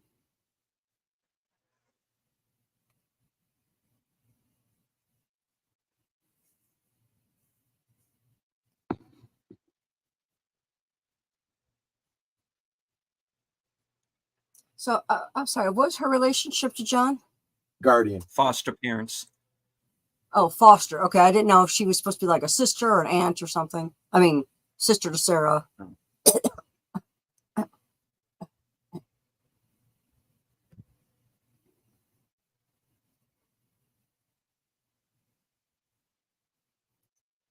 Funk.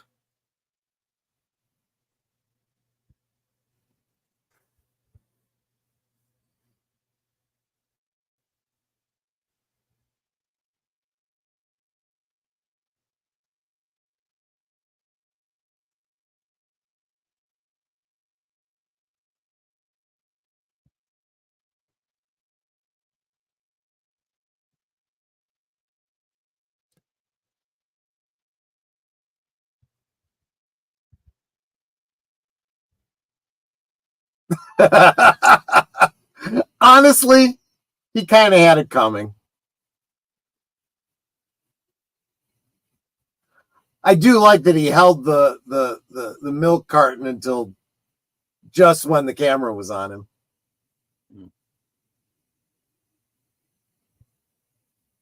He's a fun date.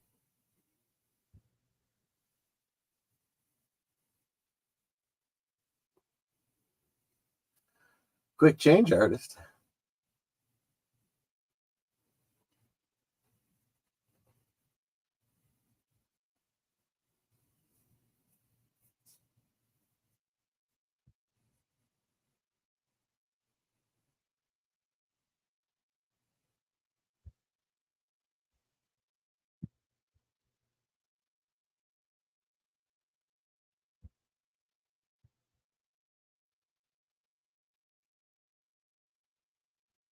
Stab, stab, stab. Stabby, stabby, stabby.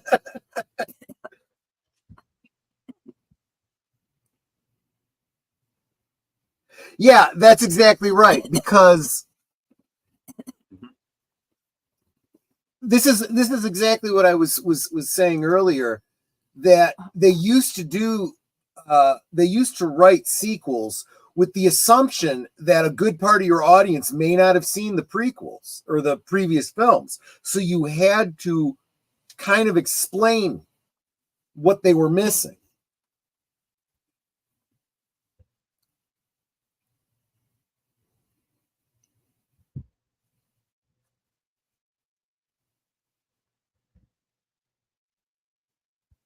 Yeah, and she's been trying to tell you for 7 Yeah, years. exactly.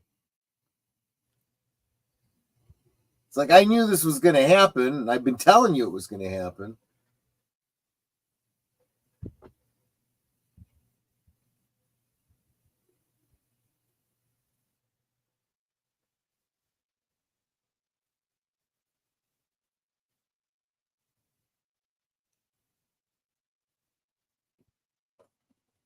Curtis, I will bet you dollars to baked beans in that scene that Raul Julia had cables going up his arms. And when he put the knives together, he was closing a circuit to make those sparks.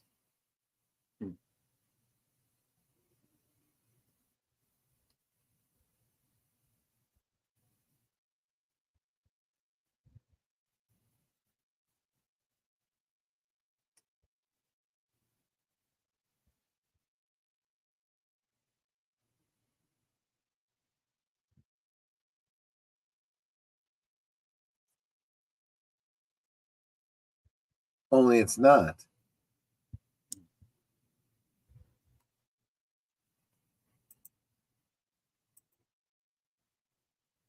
Yep.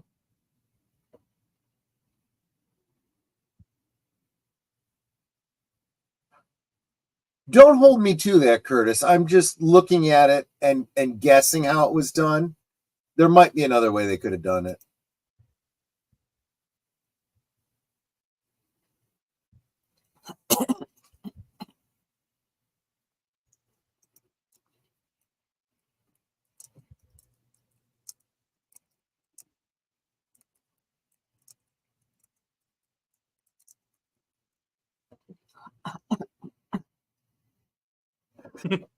And this is, again, very clever writing, because he doesn't know that the Terminator will obey any order he gives him.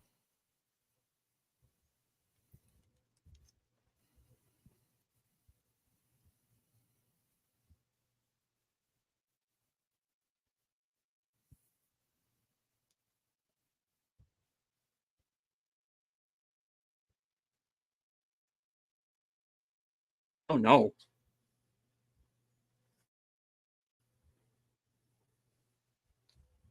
Look like a chicken.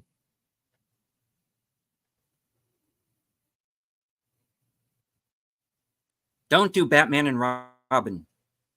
Yeah.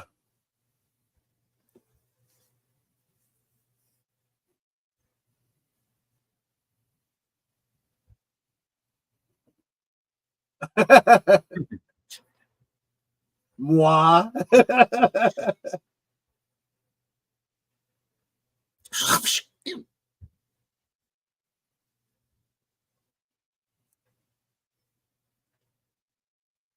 We're just trying to help.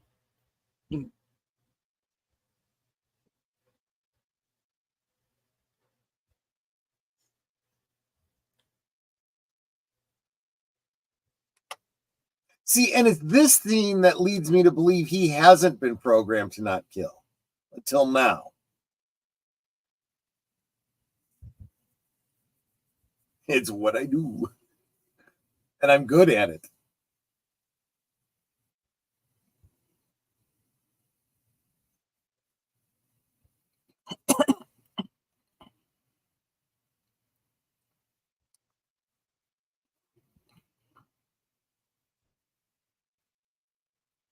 Unless they're really, really bad. And figure it out quick, because I'm burning my hand right now. Right? Yes, you're right. I didn't realize he was holding it by the barrel. That's right. He would be burning his hand.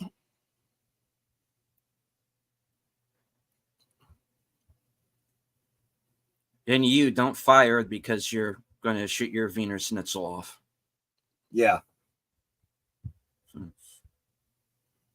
Have a little weapon safety in our movie here, please. I just really didn't care. I would appreciate if they just teach Hollywood to practice trigger safety. Yeah.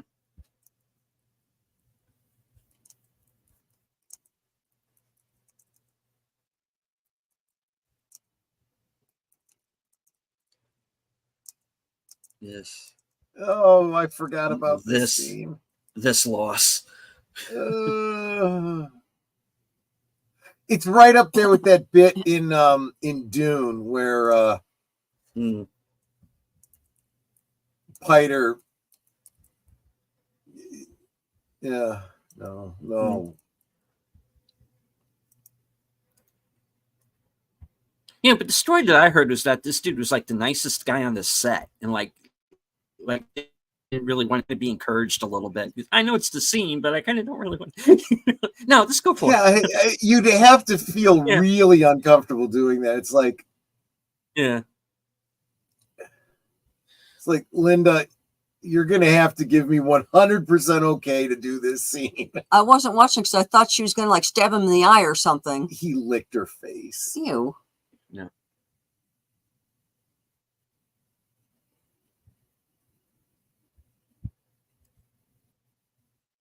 Which gives her even more of an incentive to get out of there, because you don't know what this asshole's going to come back and do next, you know? Exactly.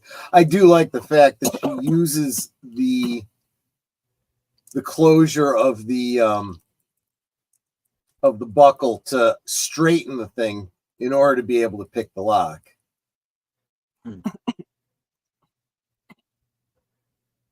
Like a regular Houdini, isn't she? She knows she needs to get out of there. Yep.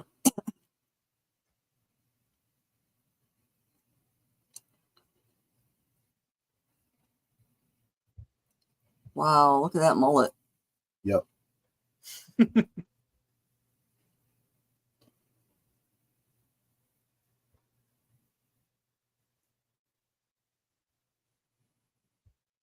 He's already gone. Well, sort of. Well, gone from her view. Yeah.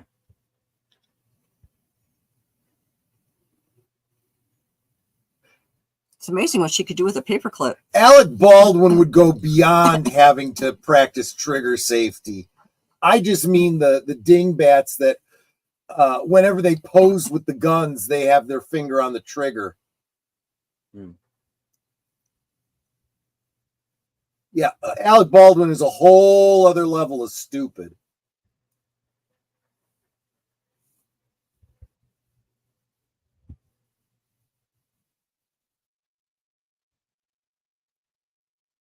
And we get our first of 2 sets of twins in this film.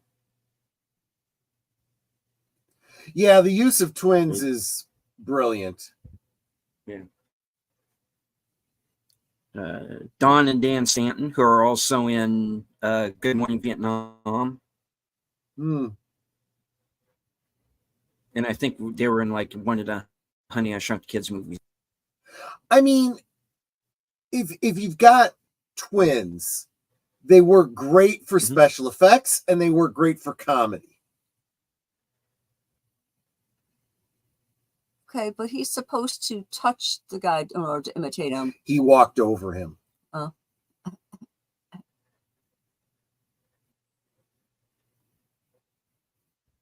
The Terminator's taller.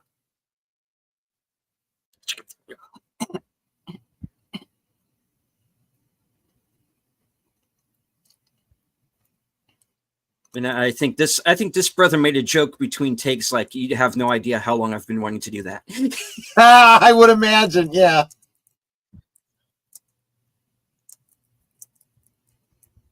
Oh, it was actually Linda's idea? I mean, yeah. To have her to have that was it? Yeah. Yeah, that was thing happen. Yeah. Yeah.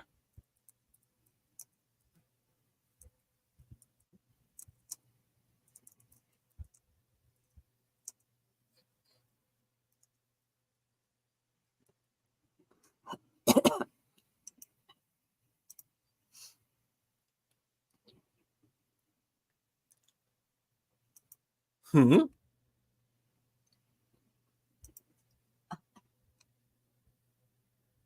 Well, that's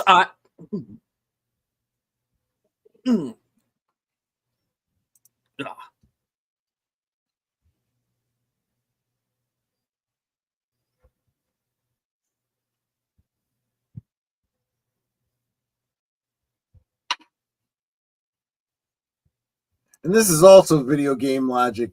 She starts out with a broom handle, moves up to a billy club. You know, you keep trading up. Yep. And she opened the door with a paper clip. But now she should have his keys. Yeah.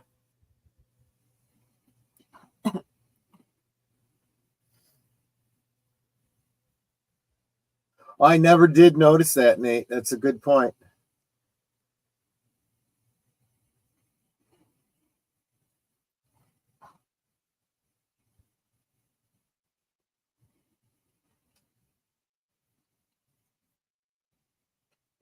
He's got weird looking ears. And, you know, it's kind of cheap. You know, they turn away, you come back. He's you know, changed back. But it's a great way and a very effective way to, you know, do the transformation without having to spend a lot of money on special effects. Crack. She's been wanting to do that for a long time.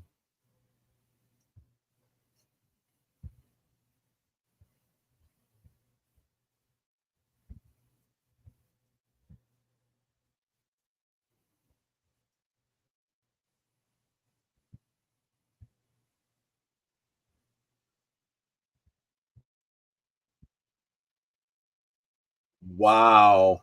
Well, she's in no rush to build up a girl herself, you know.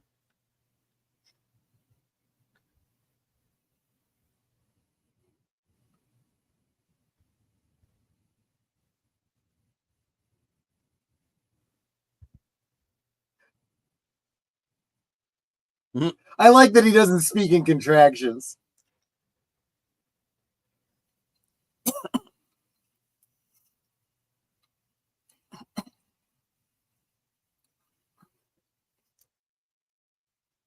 You didn't kill him.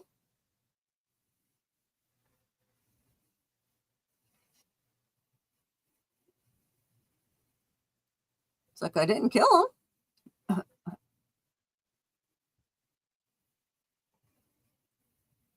Never walk straight again, but you know. Yeah, he'll live. Well, you know, it's a good point. What he's basically saying is, I did what you said. I didn't kill him. You didn't specify I can't maim him. Yeah, I would probably say go with minimal physical damage whenever possible.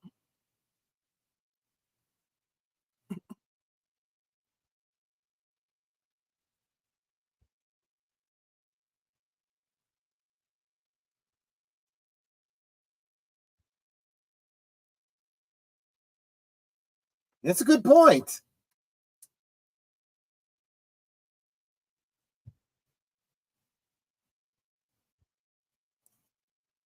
I know. I wouldn't even have to have anything in the syringe. Someone's sticking a needle in my neck.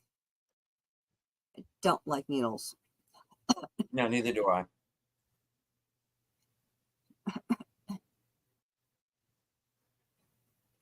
Because I always get the idiot who like, I can't find a vein. So like stick me 3 or 4 times, you know? Right.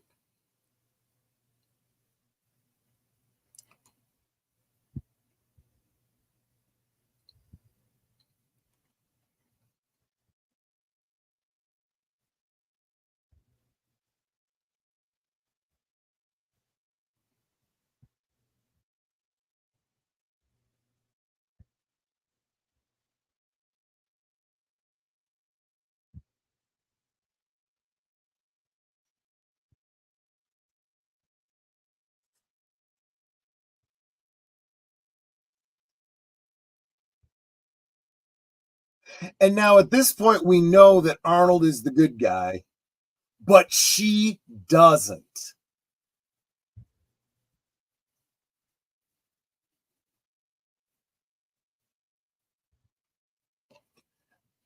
Samuel, probably not, but it is possible. Which wouldn't be fatal, but ew.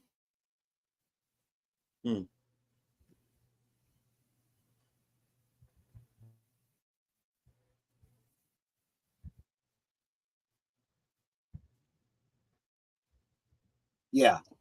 So as far as she's concerned, that's it. I'm dead. You know?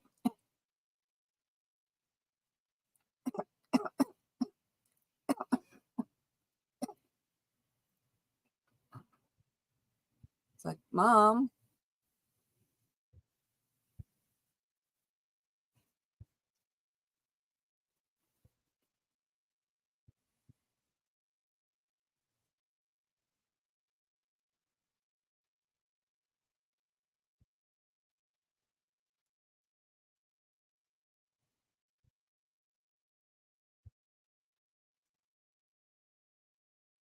Ooh.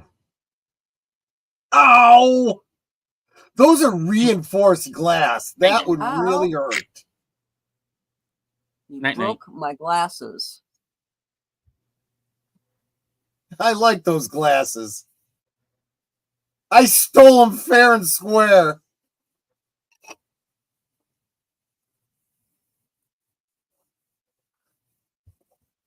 If you want to live. It's like he's my Terminator. Which you have to wonder if he was programmed to say to her in a circumstance like that, because that's what Kyle had said to her. And it is entirely possible that John would have known that and told him that. Clink.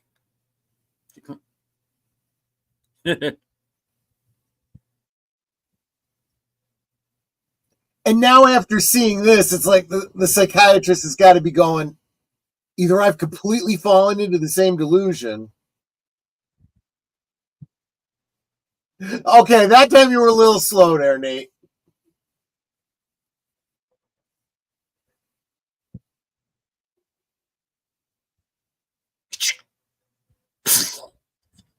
There you go, headshot. But like I said, it doesn't really matter.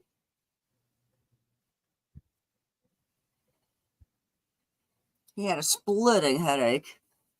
But a perfect part.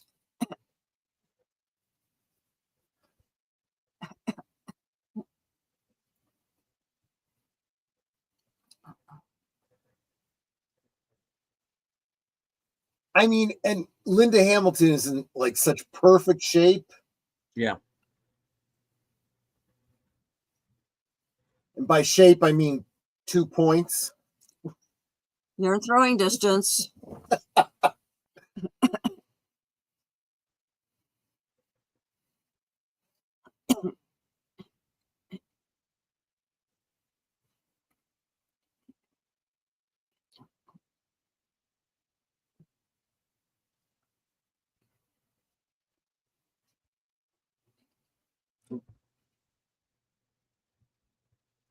Mick Rogers. Yeah, Neil Patrick Harris looking MFer. Yeah. It was ouch. Mel Gibson stunt double in a lot of movies. Oh yeah? Yeah.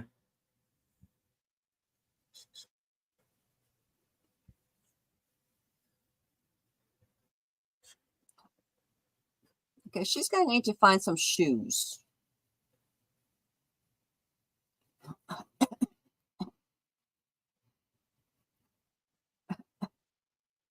Well, yeah. I mean, she is incredibly traumatized by that model of Terminator. Mm-hmm. And she wasn't prepared to face one down. She was expecting to only be dealing with humans.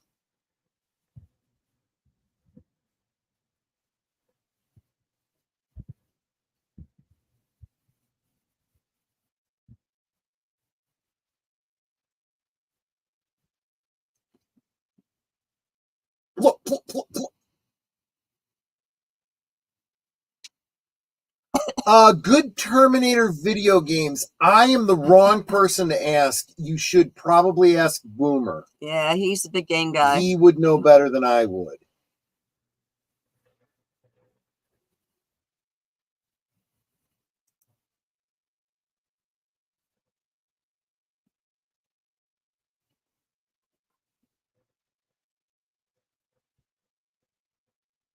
I mean, I should think so.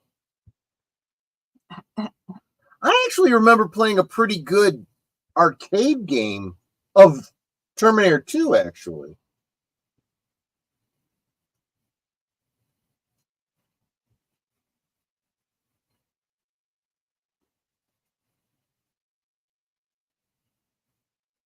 Yeah, that's right. Hit him again before he gets another grip on the car.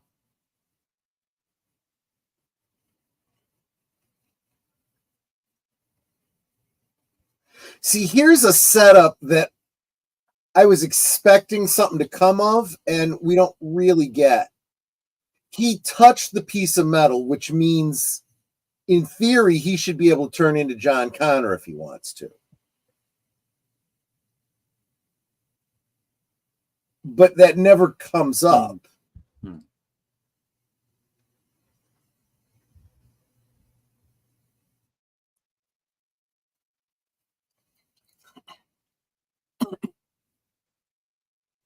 No.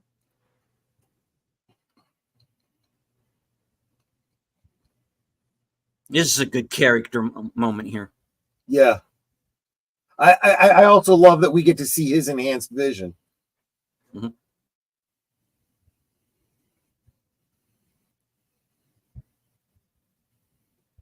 Yeah. Yeah, that's not a hug. She's looking to make sure he's safe. Yeah.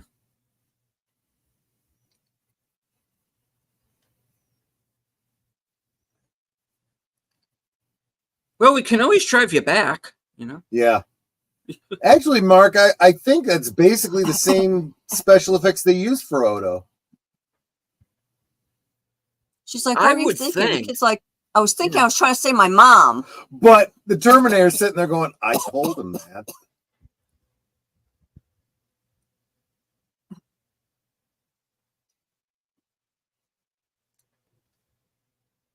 Way to bust your kid's balls.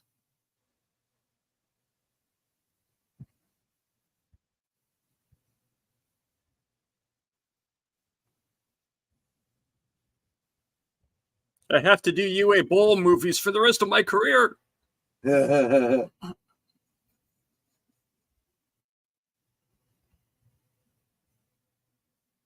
was in my contract. Yeah.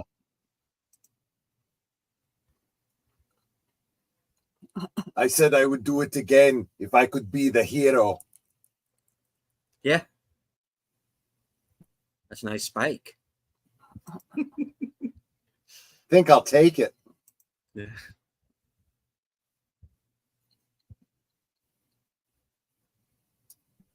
Didn't the Ghostbusters stop here in Afterlife?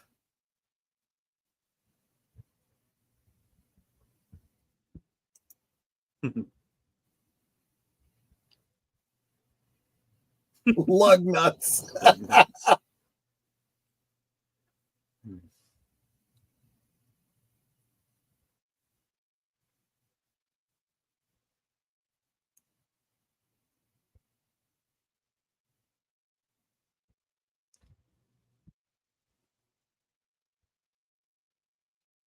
I mean, he's not gonna lie.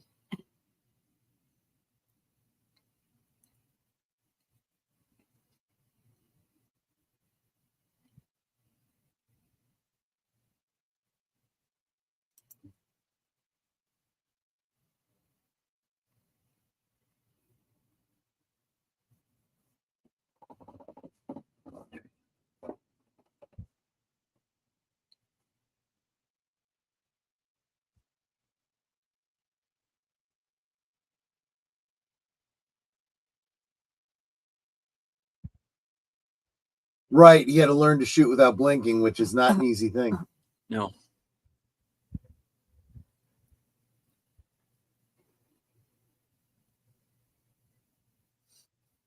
He is one of those few actors I've noticed who can like fire a weapon without blinking. That great setup for great setup for 3 when she's going to die from cancer because she's smoking. Jump.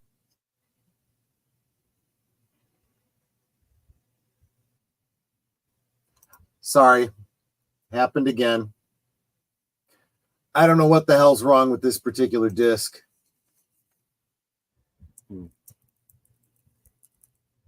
That's a great transition. Him just standing there as the sun comes up. Oh, accelerated time. I think I know what might have happened. What?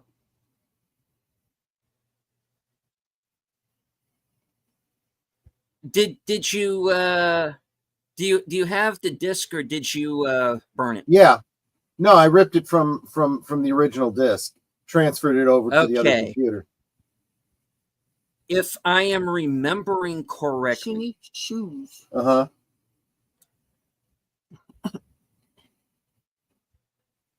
What you're remembering? Well, there's the part where they got the shoes. All right. Now, if you're working off the version of this movie that I think that you are,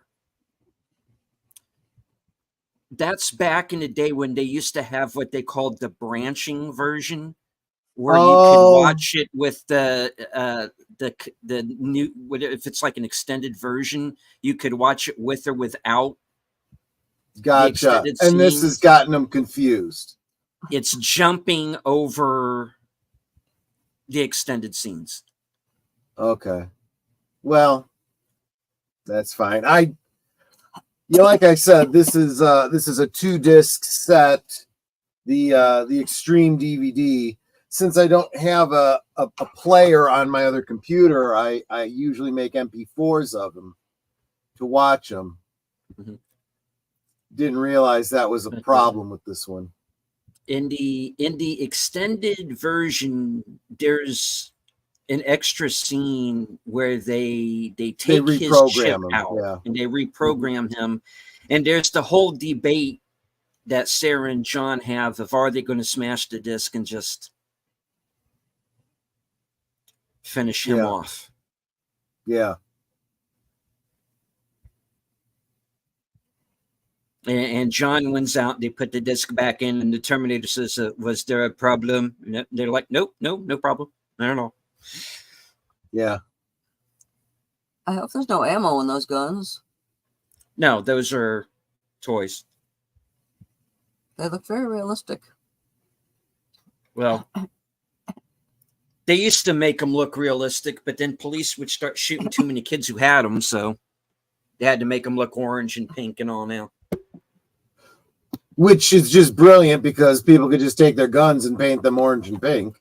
No, you got to paint the tip orange. Paint the little tip orange, right? Exactly. Remember when Netter and I used to work security for Star Trek cons and steampunk cons? I had friends that I would have to look at their sidearms, and they would be real, basically real handguns that they used for reenactments and stuff, but they'd paint the tip neon orange. I'd say, oh, this has to be fake. It's a neon orange gun. You're fine.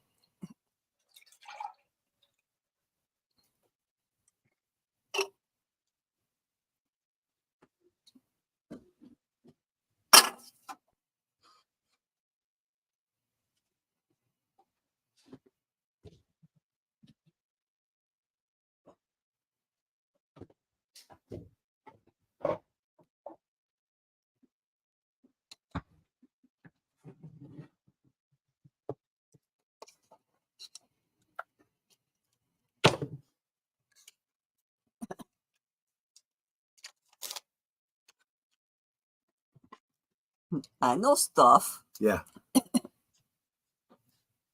I am a Terminator. I kill and I know stuff. Yeah.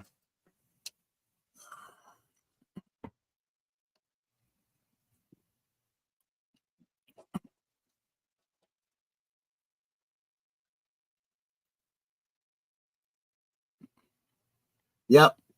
There's another one. There's another one. We get a scene there where Dyson's family, because he's working all the time, and they finally talk him into having a day with the family. Yeah. Which, of course, humanizes him and whatnot. Was he the same actor that was in Eureka? Yes. That's what I thought. Yeah, Joe Morton. Joe Morton, yeah.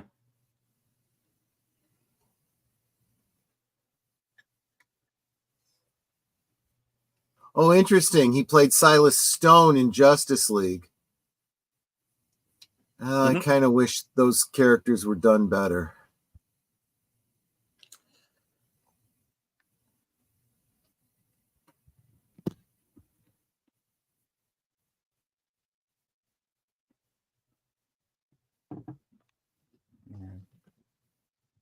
This actor here, he was in The Usual Suspects as well.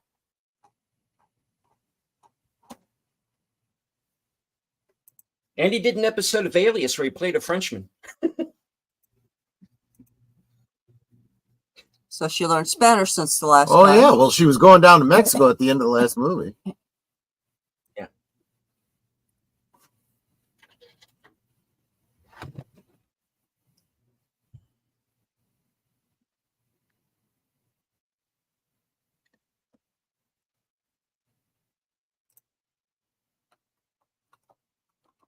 McBain. Bob McBain. Right. I feel bad for the kid. He's got such a janky haircut. It's not cut the least bit even. Well, it was a thing.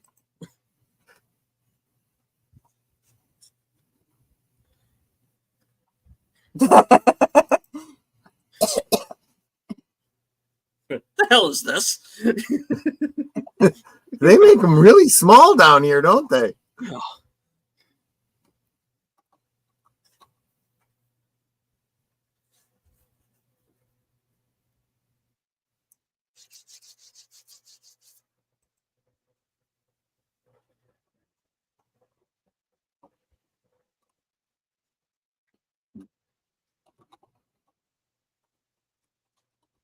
Living room, dining room, arsenal. Right, exactly. Yeah, of course.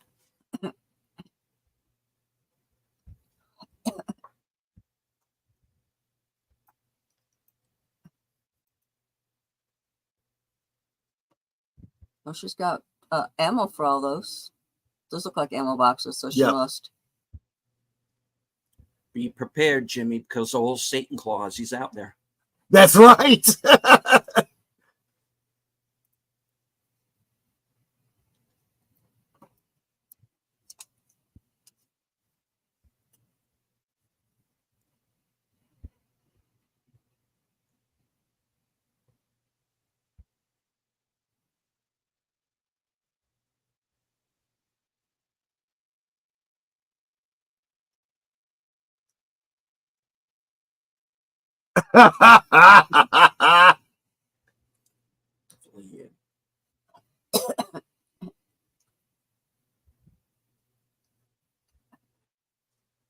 She's got great t-shirts in this movie.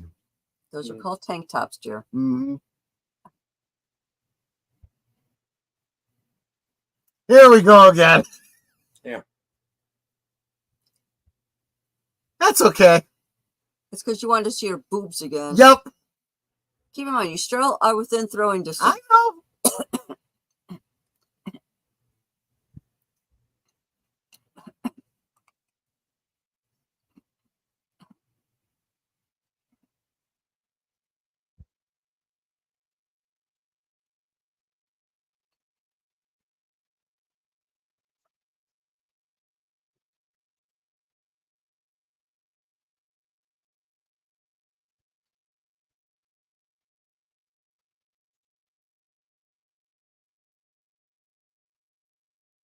Yeah, that kind of is the formula, Samuel. I've seen that in a lot of things. Predator, same thing. Mm-hmm.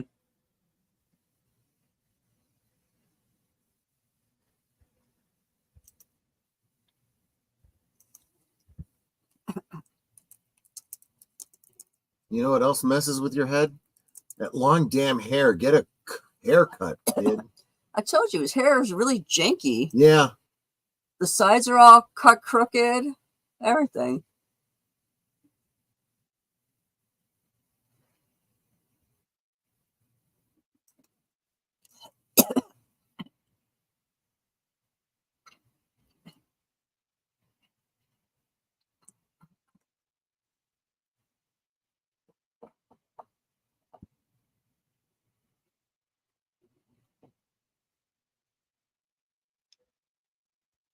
Does not compute.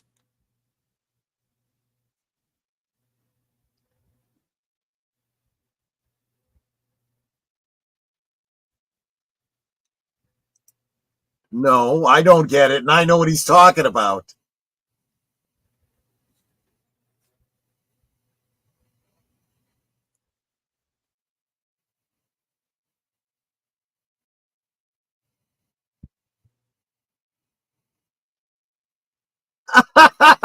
No.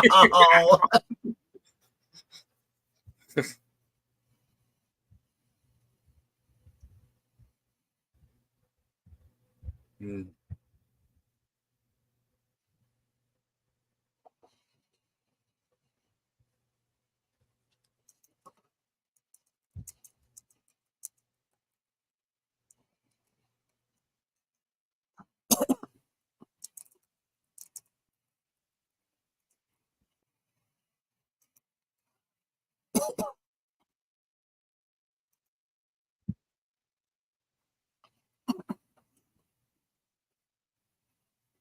And it will.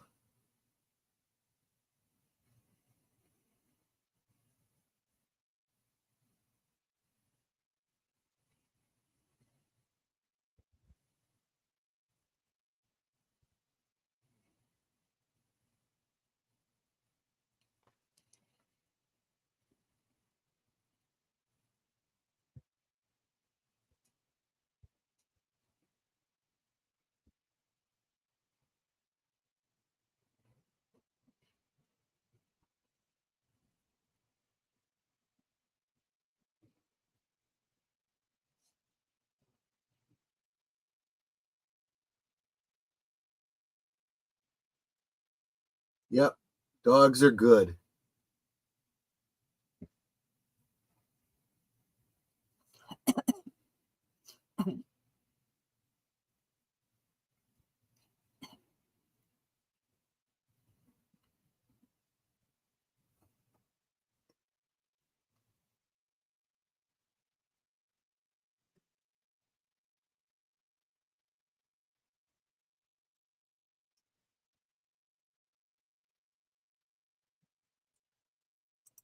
I mean, she's kind of got to have a bit of a Cassandra complex, right?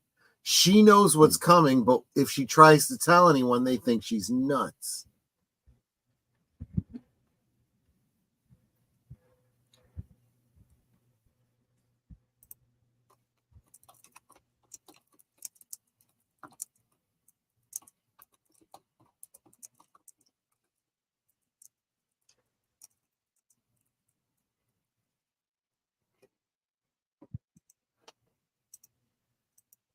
No. The toddler here actually is her son. Is it? That's Leslie's boy? Dalton. No, it's Linda Hamilton's. It's okay. Dalton Abbott. Yeah. Gotcha. Her son with Bruce Abbott. Gotcha.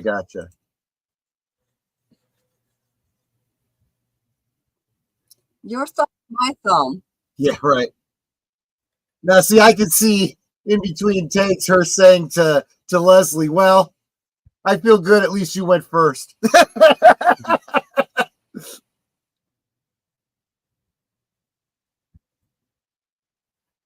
Maybe by a split second, but still.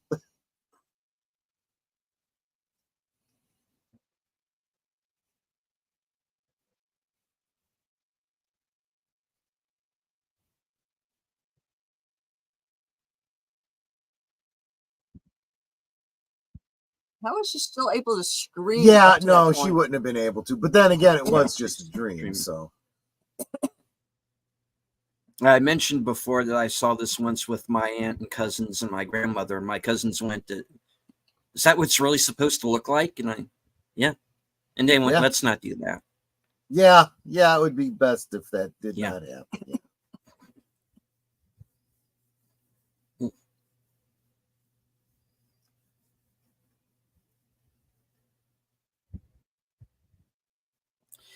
Now, John explains in that previous dialogue he had, one of the guys that she hooked up was this quote-unquote crazy ex-Green Beret guy. Now, in the original version of the script, she goes to see him. He's this character named Travis Gant, and he has like this whole compound down in Mexico. It's just like he basically has like an army, you know. Yeah.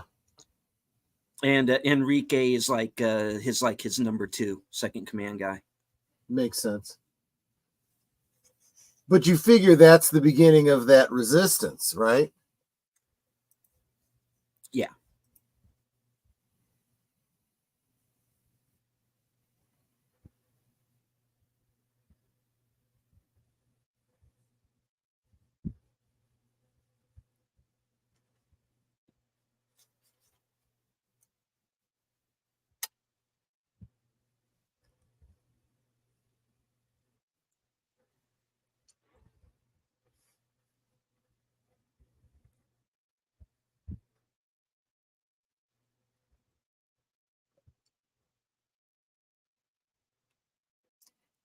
I think that's probably the hardest part. The kid's trying to yell, and he's got that squeak that'll come out in the middle of words. Right. Yeah.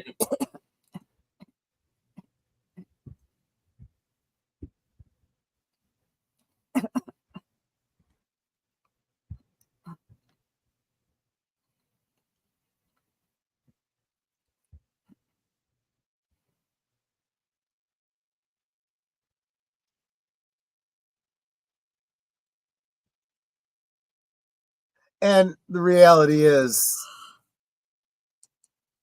I get that the future can be changed. It's not like, set or anything like that. But it is kind of like trying to divert a river.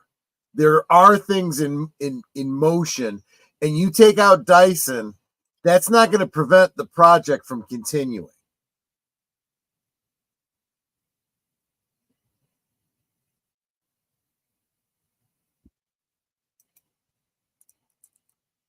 Oh, here we go again. Sorry, guys.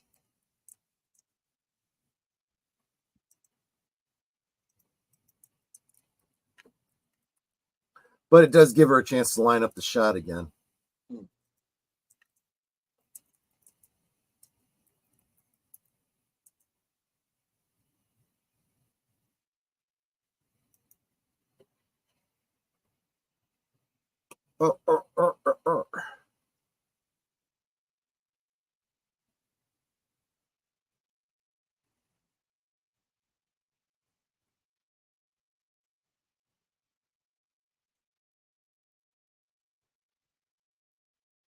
Oh, well, she blew it.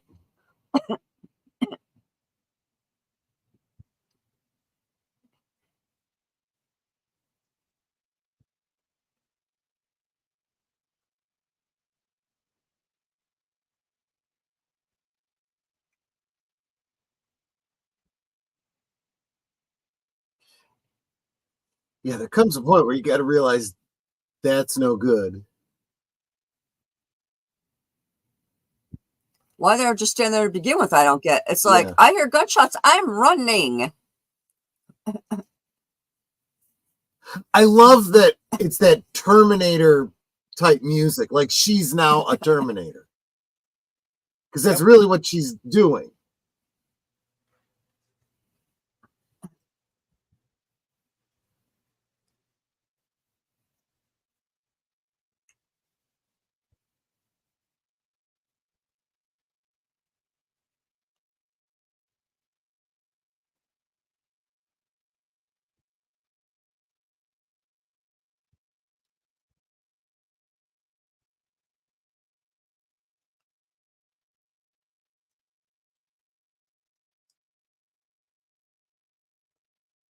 He doesn't know what you're talking about. Exactly. Nope.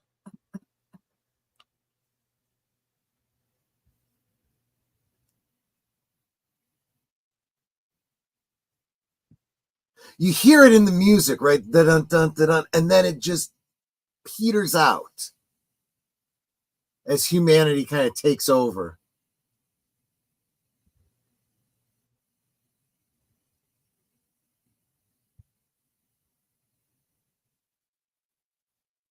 I like her outfit, though. Yeah.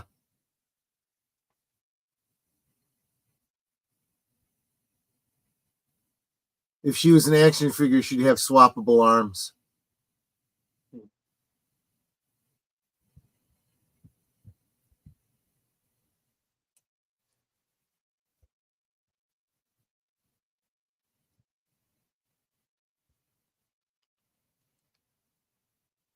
Was that your security system? Yeah. Yeah, exactly. Didn't really work, did it? No.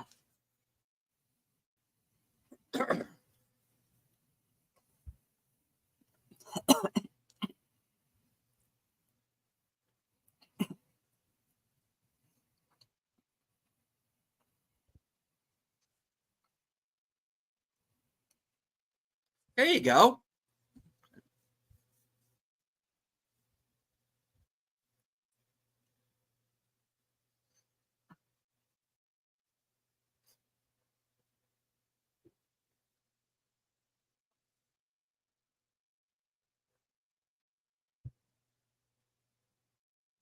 See, here's the real lesson here. There's no point in saving humanity if you lose your humanity. Mm-hmm.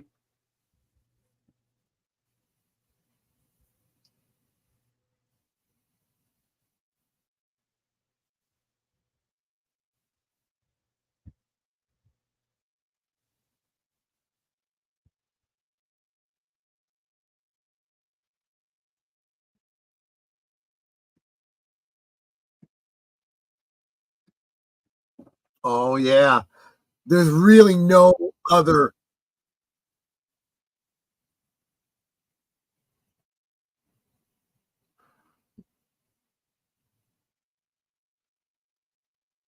Wait, where's my sister? Oh, we cut her out of the film.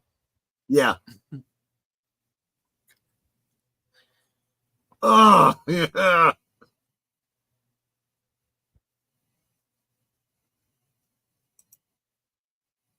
Man, this Law and Order spinoff took a turn, didn't it?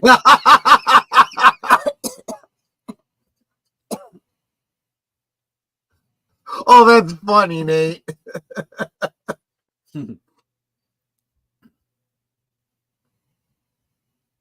Listen, be very carefully.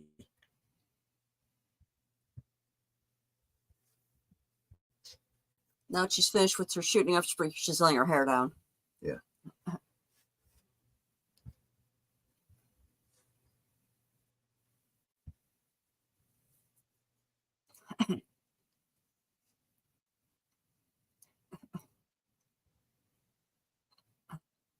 He took it pretty well.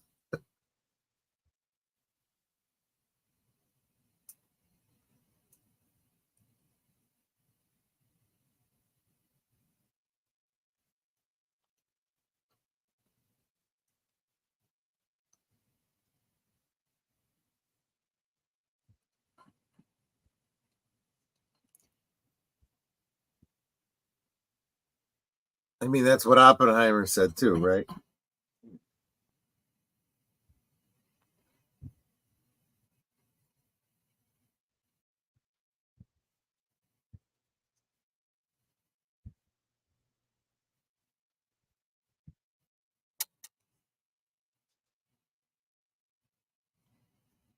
You know, it kind of does make sense that they have her die off from cancer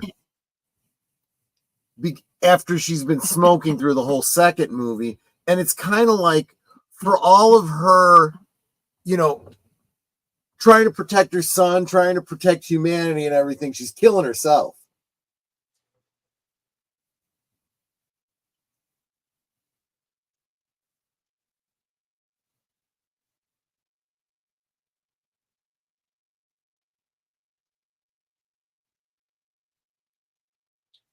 Well, unless you decide Dark Fate erases all that.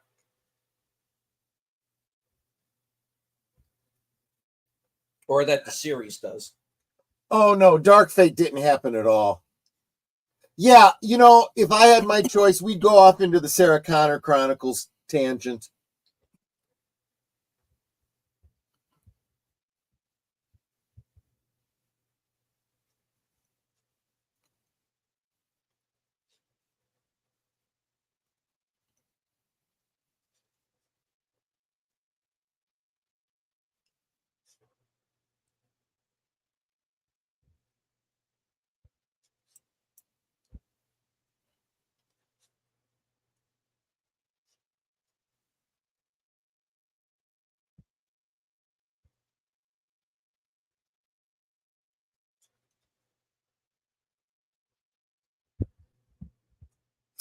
And then there's the moving road motif.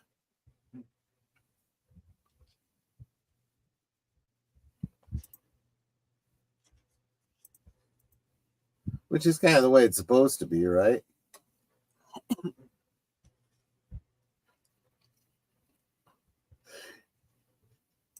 See, Mark, I would say it's not a temporal causality loop. I do think that there is a history that initiates this without the Terminator coming back in time. And every instance of time travel is causing alternate futures, alternate timelines.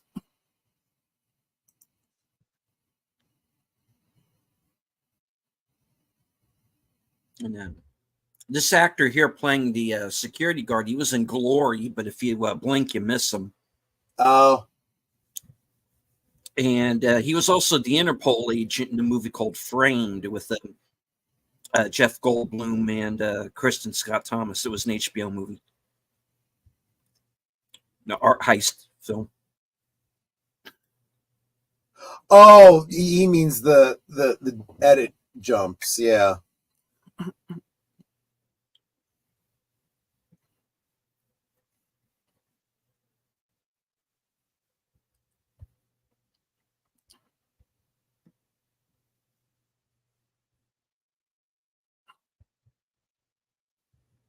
This guy did a lot of TV as well.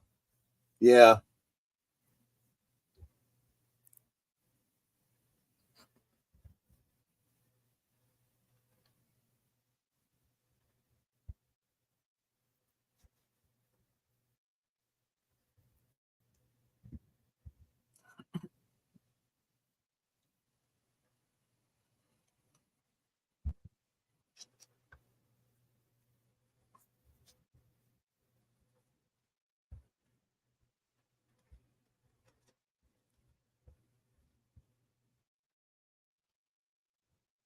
The kid's like, I got this. I got this.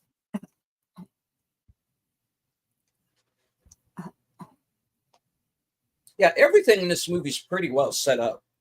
Yeah.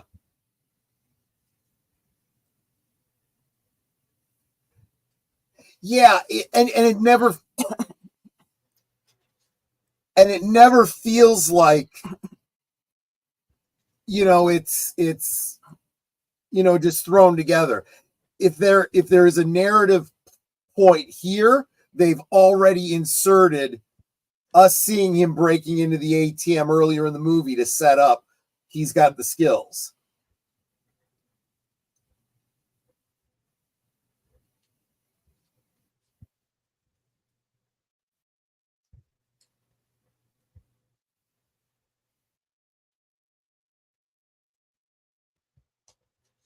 Yep, that'll do it.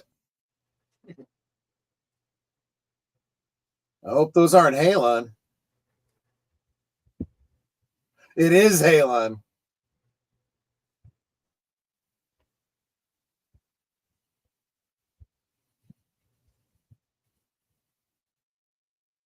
Or use these.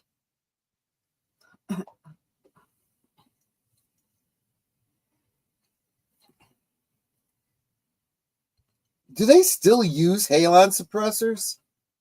Because they're like really dangerous. Are you my mummy?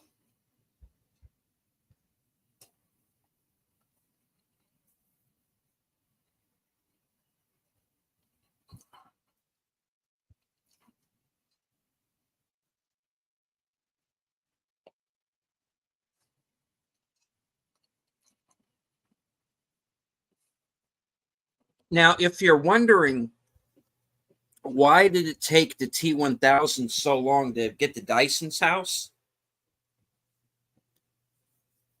It's because he took a little side trip to Mexico. Well, that makes sense. Yeah, they just didn't film it.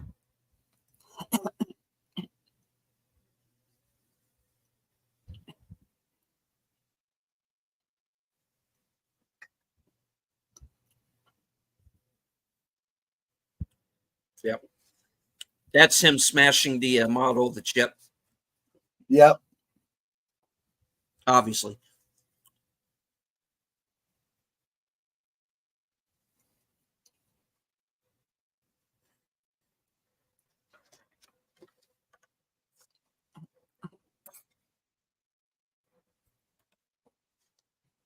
I mean, it's fine to interpret it that way, Nate, but we've seen Judgment Day move up and down so many times. I don't see anything that says that it doesn't happen. I don't know, maybe further forward They start messing with time. It changes it again. Then there's the temporal loop that we see in 1 and 2. Then they change it again with the Sarah Connor Chronicles. They change it again with Genesis. Excuse me. Remember, for every temporal loop you see, there's potentially infinite number of previous cycles that we don't see. And it's entirely possible that there was one that had no time travel whatsoever.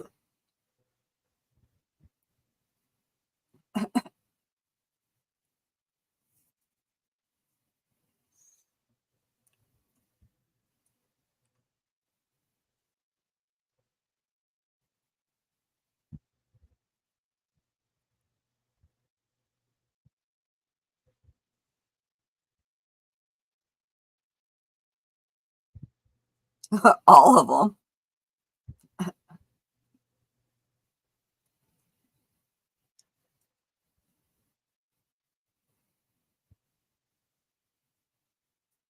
Trust me. Trust me.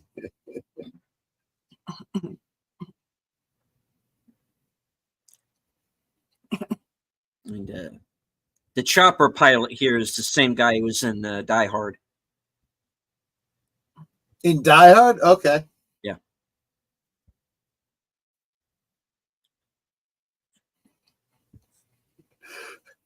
Put your hands on top of your head. Bend over and kiss your ass goodbye. Yeah.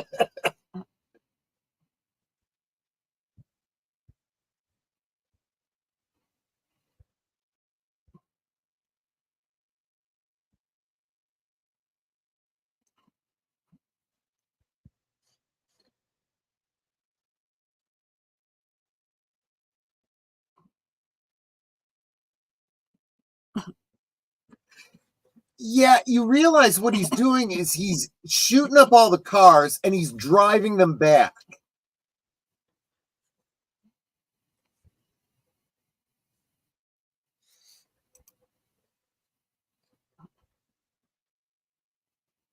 And now he can blow up the cars because there's no one around them.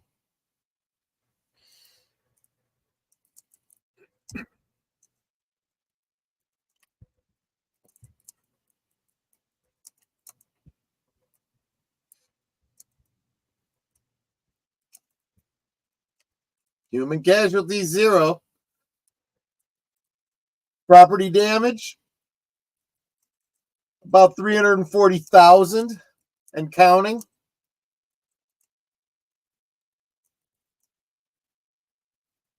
Yeah, I caught that. He paused so that they could get away from the car before he shot. Mm-hmm.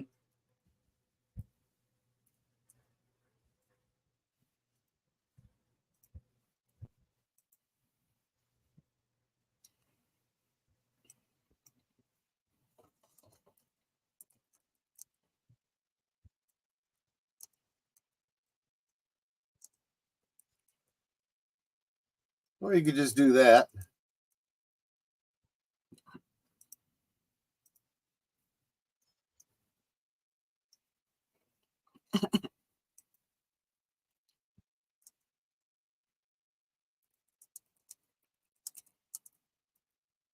But here would be my other concern. Who has worked on the project and still knows enough about it that they can continue the work? Yeah, well, that's when the plot line of the third movie kicks. True. That's true. Yeah.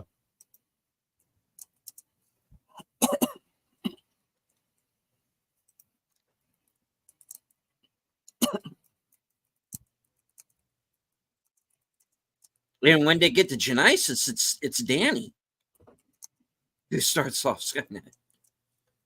Right. Yeah.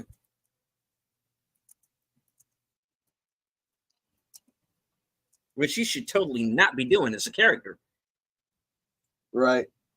Yeah.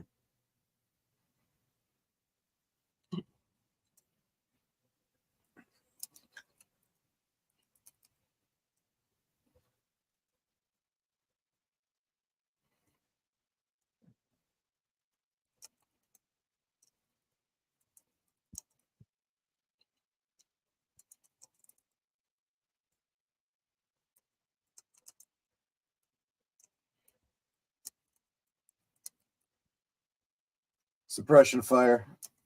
Mm-hmm.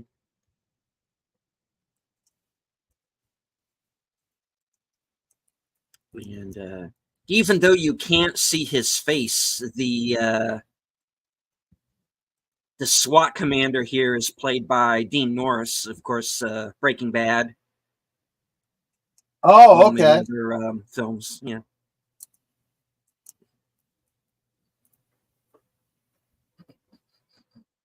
He's going to make room. There is now.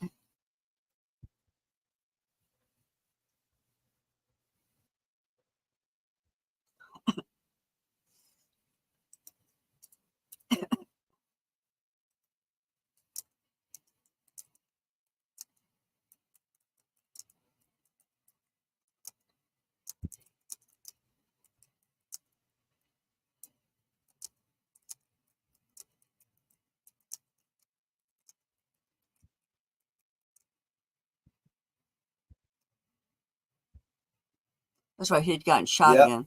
Yeah, he knows he can't make it.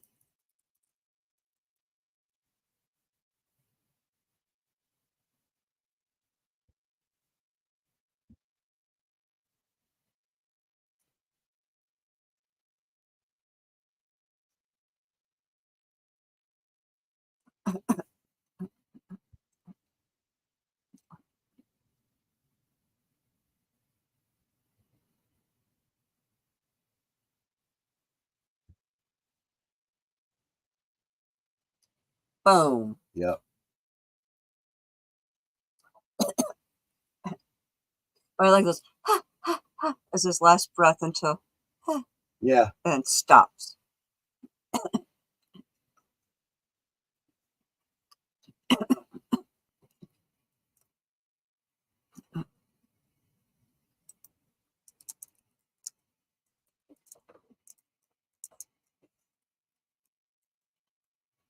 No, there's a Sarah Connor Chronicles too, Nate. Sorry, I won't give up the Sarah Connor Chronicles.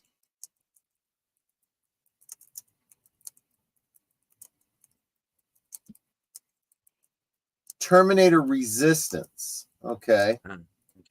First person shooter. Interesting.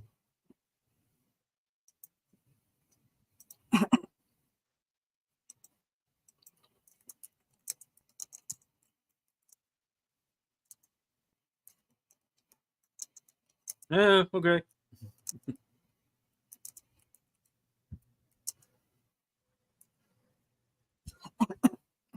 I tell you, this new Jack Slater movie didn't go into the direction I thought it was going to.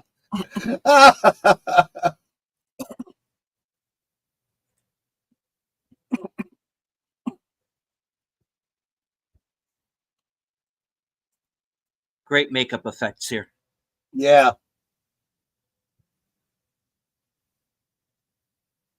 See, this is where you see the big improvement over, the really analog type things they had in the first movie. He's not killing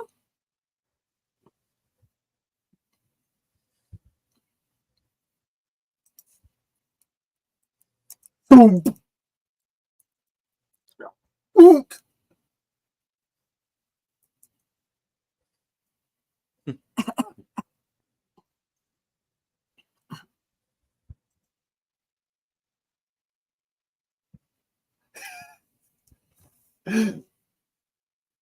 So is riding a motorcycle up the stairs really the most efficient way to get to where you're going?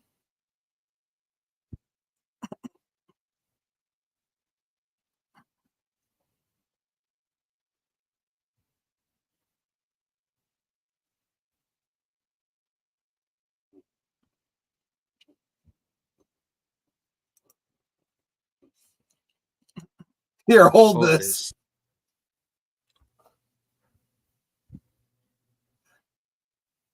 Hey, you're learning, kid. Yeah, you're learning.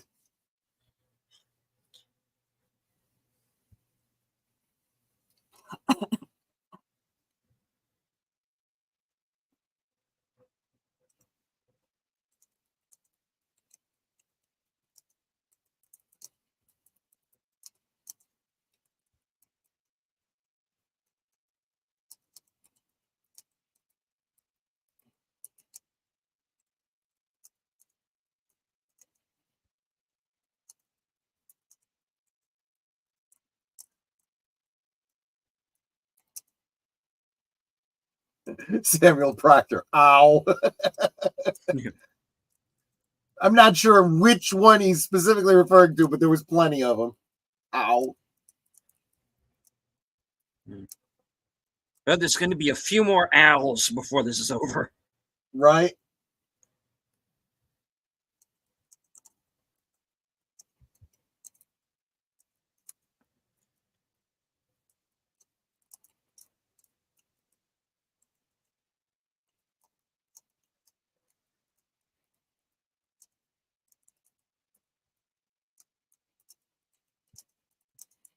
Get out. Yeah. Okay. Oh, yeah, right.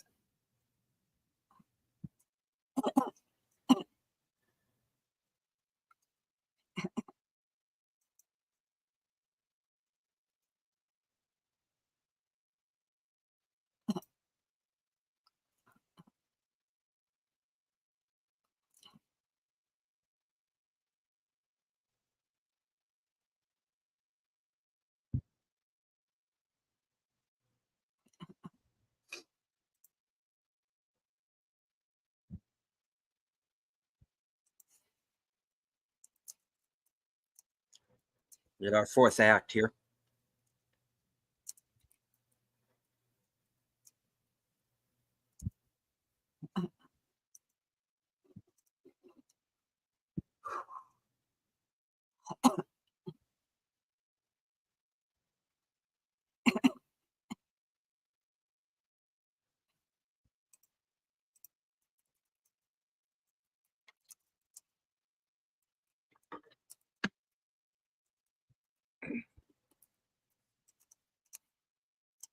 Yeah, his shots are a lot more accurate. Hmm.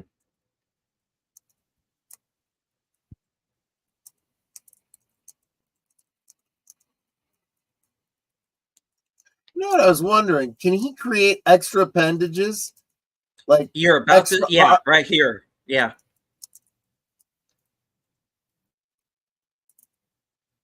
I was just thinking an extra arm to hold the control lever might be a good idea. Yeah, that's a thing that people think that's a mistake. That's a continuity error, that you can see somebody's arm manipulating the controls. No, it's an effect. He grew an extra pair of arms. Oh, okay. I just saw it. Yeah. Yeah. It's subtle though. Yeah. It would look like an error because it wasn't focused on.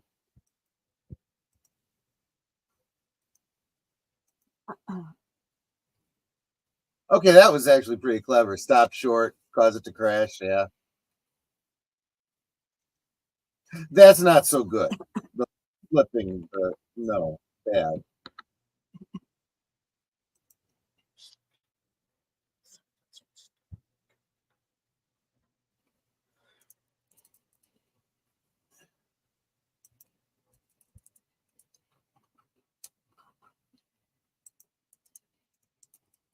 Hello.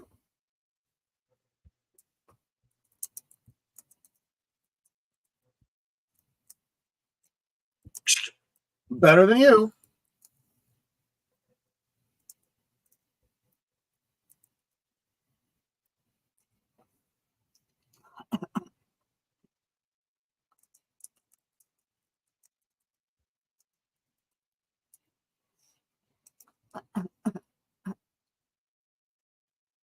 Honestly, you see someone looking like that and you see metal underneath, I would just assume, he had a previous injury and there was a metal plate or something.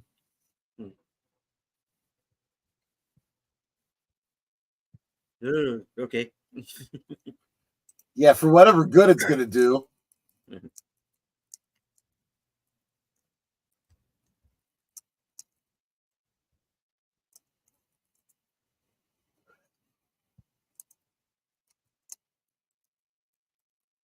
This is why they needed your truck.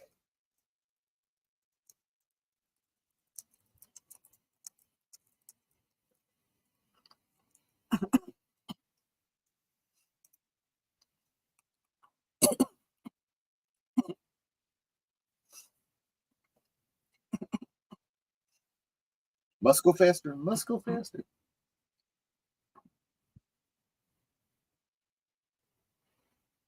You want to get on push? It might help. Yeah.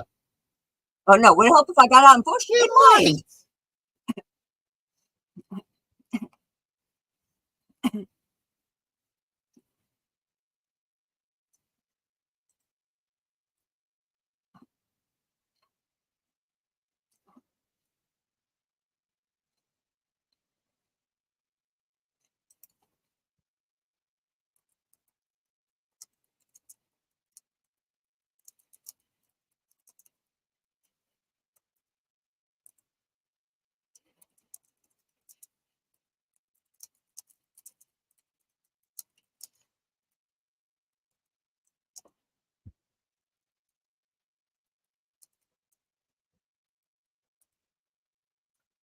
Yeah, now the truck has a limitation. It's going to overheat if he can't overtake them quickly.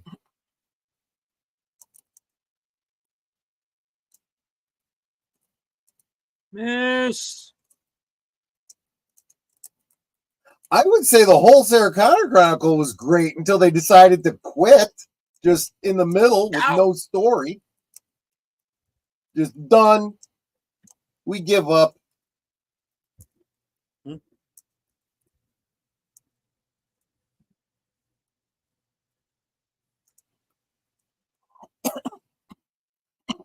Popcorn. I would love, huh? I would love to find out that there was like a comic book resolution to the Sarah Connor Chronicles or something like that. Oh, does it end in a cliffhanger? Yeah, well, yeah. Oh. Because it didn't get picked up for the next season. It just ends.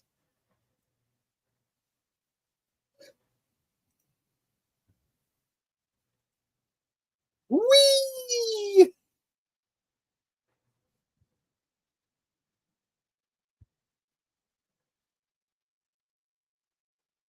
This Demolition Man sequel is weird. Yeah, exactly.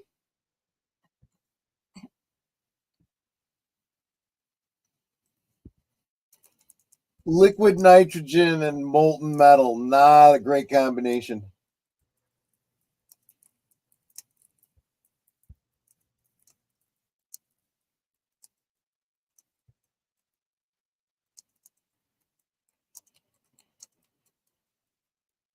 And Sarah's like, yep, I've been here before.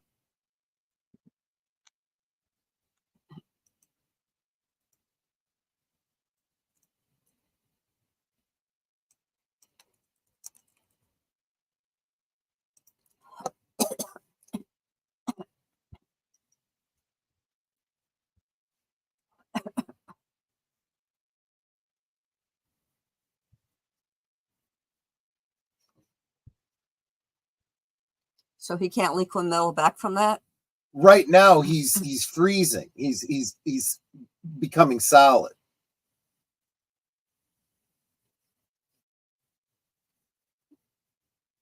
Lucas just like, what?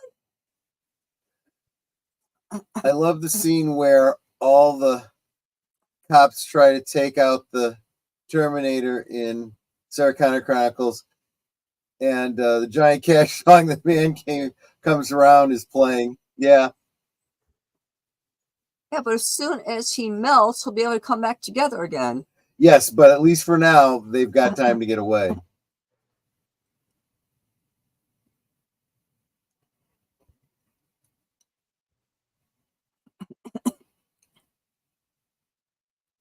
And see, that is the problem because first off, they're in California, so it's going to start thawing pretty quick, but they're also in a smelter, so.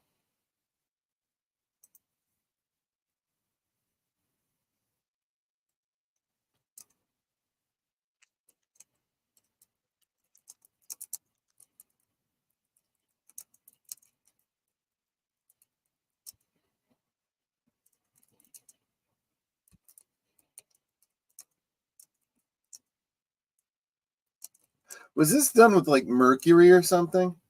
I think so.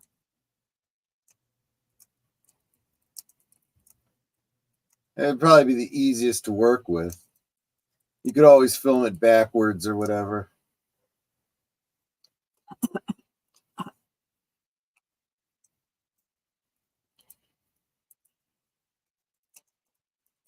Okay, unless I'm mistaken, there's going to be another jump here in just a minute.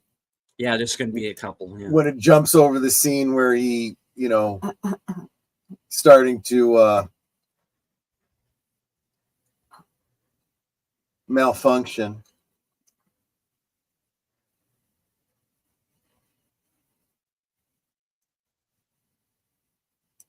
So what it comes down to is all the missing scenes are kind of unnecessary. They're nice, but they're not entirely necessary for the overall story.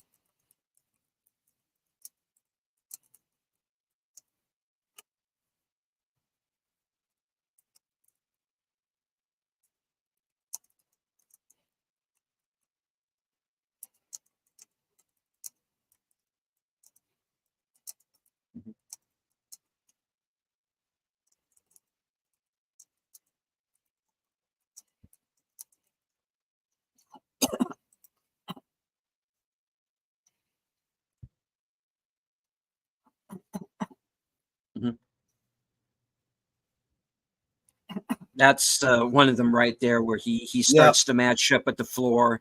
There's another one where he puts his hand on one of the OSHA railings and that. And he gets stuck to it for a minute. Gets stuck to it, yeah.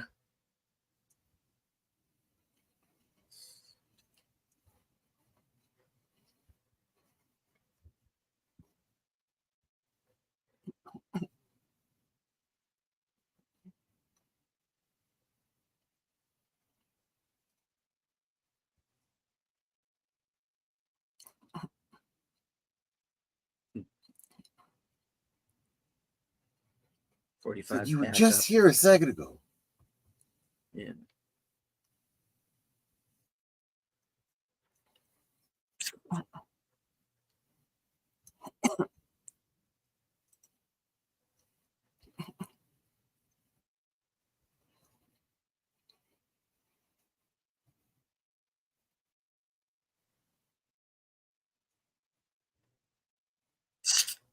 That's actually a pretty cool maneuver. And so is that. I mean, if you're liquid metal and you can do something like that, it kind of makes sense you would do that.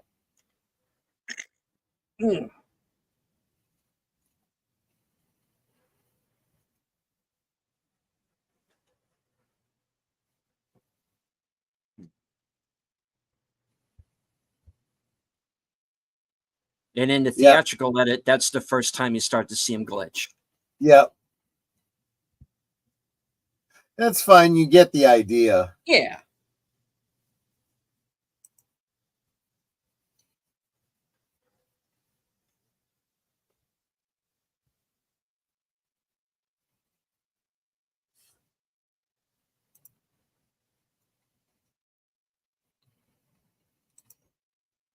That repeated line, "No, it's too hot," kind of felt like a video game cutscene telling you you're going too far away from the map.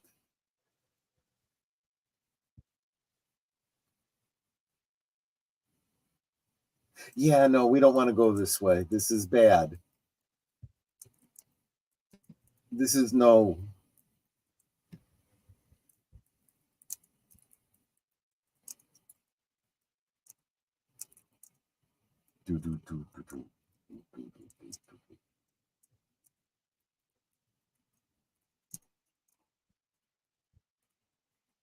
So my understanding from the extraneous material is that the three Terminators and Kyle went back in time at roughly the same time, and then the facility was destroyed in the future. So if that's the case, what would have happened if the first Terminator had succeeded and killed Sarah Connor? What would this guy be doing now?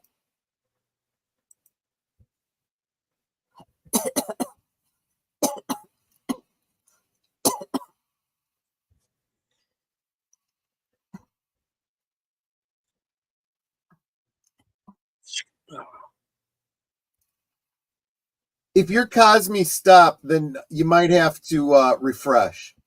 Yeah.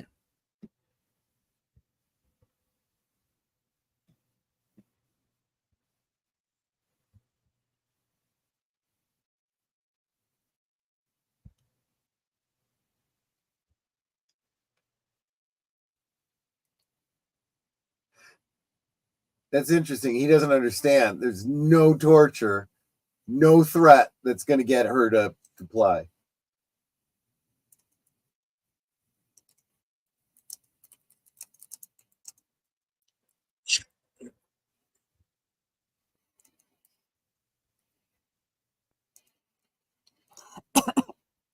Bloop.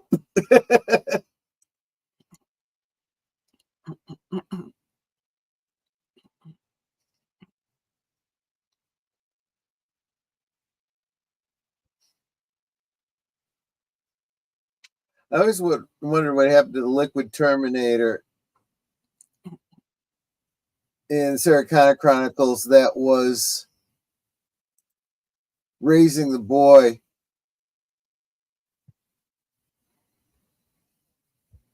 Your lap is so cold, Mom. You mean the ginger girl? Yeah, that was an interesting situation. She ends up helping them, but she's clearly got her own motivations. It's not entirely clear what ends up happening with her.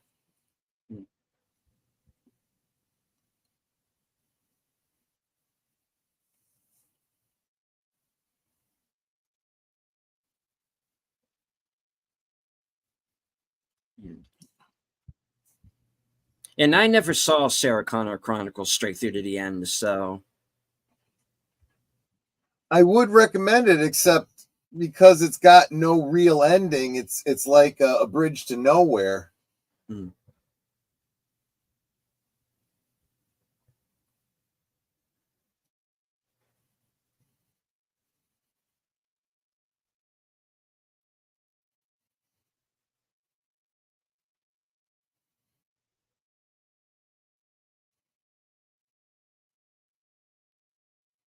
There can be only one. Yeah.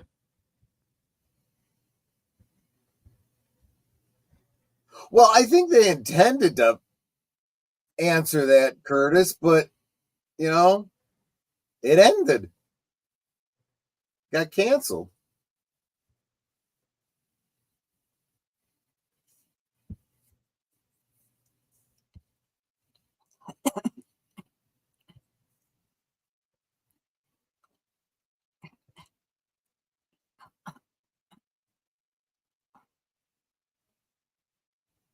But Shirley Manson, she was a Terminator as well, yes or no? Pardon me? In Sarah Connor Chronicles, was Shirley Manson a Terminator as well? Yes. Okay, okay. But I don't remember if I saw up to that reveal or not. But like I said, she helped them, but she also seemed to be on the other side too. She seemed to play both sides. It was really unclear what her overarching motivation was.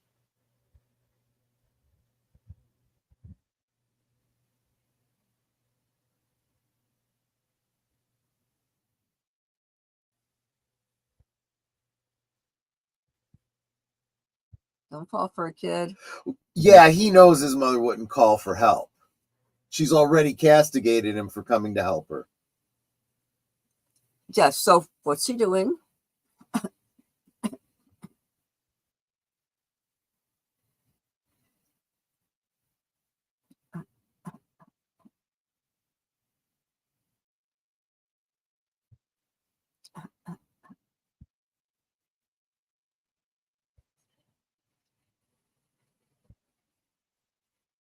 Yeah, there we go again. I don't know what could have been different there. Oh, I see. I see. Actually, that was probably better left out.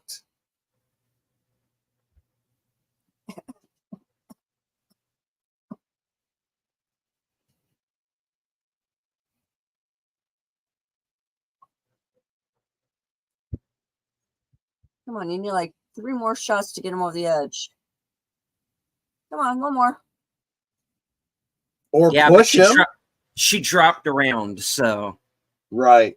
Yeah. She had one more round. Right, exactly.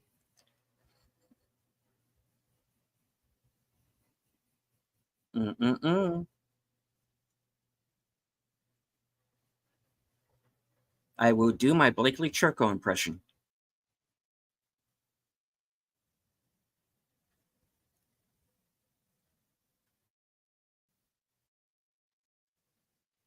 Boom. Yeah, that look of surprise. It's like, oh. See, and that's another thing. I did get the impression. This Beetlejuice sequel looks weird. Yeah. I did get the impression that the T-1000 was evolving too. That he, had these moments of surprise and stuff like that. But he was becoming more vicious. He started killing when he didn't have to. Just like he just wanted to kill.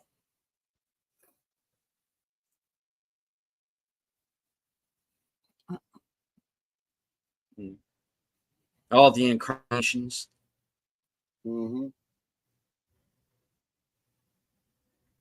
There, we just saw 2 heads for a moment. So, yeah, makes it very clear he probably had the possibility of creating extra limbs.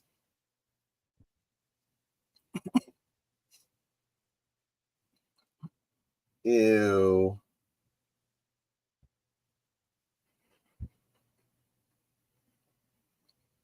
Gollum.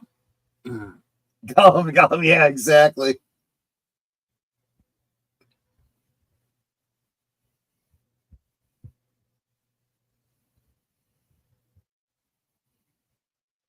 I meant just butt him with the edge of the gun.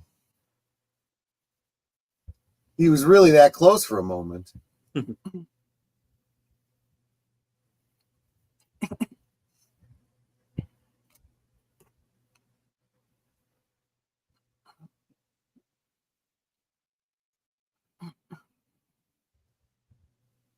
Terminated.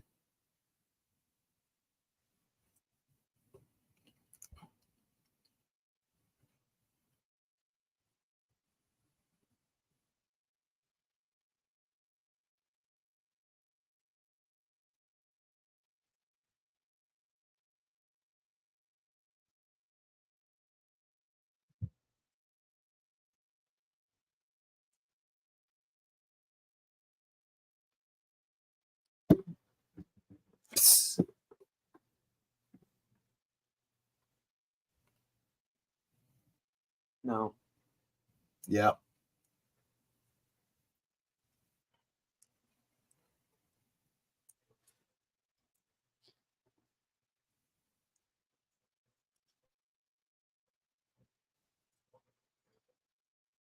The ultimate killer becomes the ultimate savior. Yep.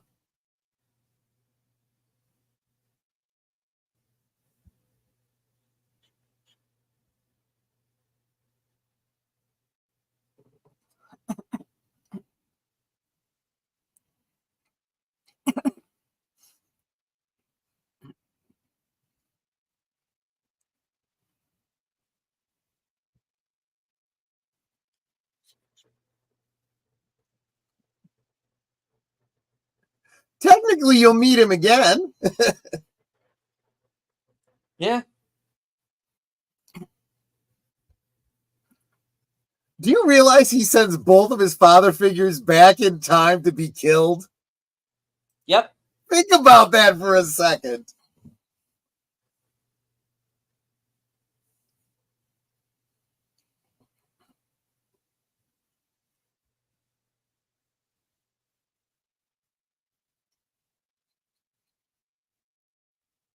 Who wants to live forever? Oh, sorry, wrong movie.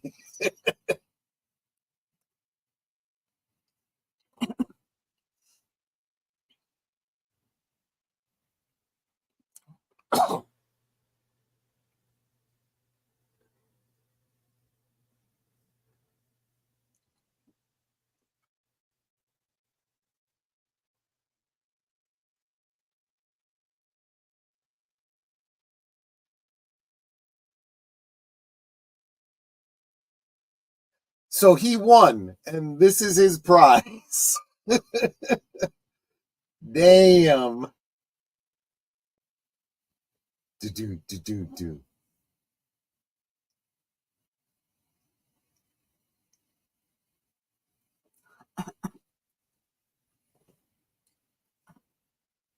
I wonder what they're really lowering him into. I mean, it's obviously not molten lead or whatever. Yeah.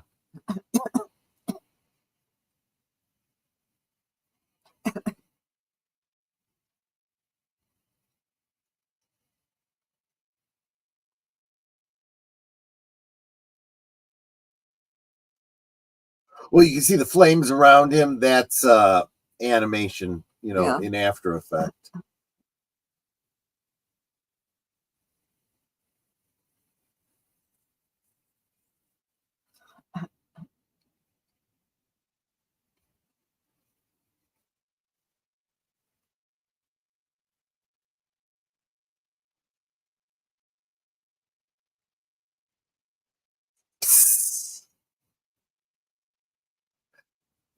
That's actually a very clever way to show, zoop, he's out. That because he couldn't self-delete. So. Right. Getting the longest vacation ever. Yeah, exactly.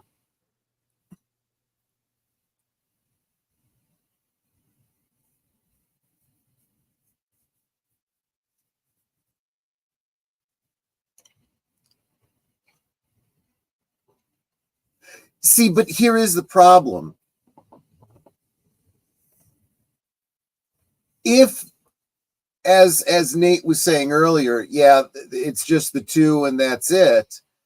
It can't be, because then you wouldn't have been able to change the future. It'd be like the whole remake of the Time Machine. None of that stuff happened, so it couldn't. Everything came from nowhere, and then it didn't happen. It doesn't work that way. There has to be a cause and effect, even if it's in reverse order. You see, that's one of the mistakes that the Crow reboot makes. Okay, and I'm going to be going into spoilers here a little bit. No, okay, I know I think if we've been following you, we already know the spoiler. He basically sacrifices himself, but in doing so, it's a back in time kind of thing, and it's like, well, yeah. Well, does that mean that nobody after that point died, and are the bad guys still coming after her? In which case, okay, what have you solved other than all you've done is Eric is stuck in purgatory? Yeah. Now, when it comes to Terminator, this is the bitch of it, is it becomes a choose your own adventure. What is the Terminator to you? To you, does it stop after the second movie? Does the Sarah Connor Chronicles count to you? I happen to like Terminator Salvation, but you cannot have Terminator Salvation without the ending of Rise of the Machines. Right. So it's kind of I hate to say it, but the only neat way to do it is no, there aren't two movies. There is only one movie. The first Terminator, it ends. It is a stable causality loop, and that's it. The future continues. There is still Judgment Day. There is still the fight against the machines. The humans ultimately win, and humankind recovers after the war with the machines. That's the only way this works. And the time loop is just a side quest, sort of. The machine's last ditch effort to stop their nemesis, but in so doing, they actually create their own demise.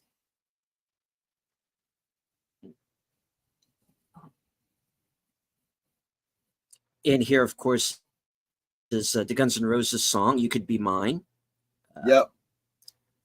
Which, if in case anybody is wondering, and I know there was a complaint at the time, well, the lyrics don't have anything to do with the movie. Well, it wasn't really like written for the movie. It's a song that they put into right. It's just a cool song to listen to over the closing credits. Yeah, it is. Yeah.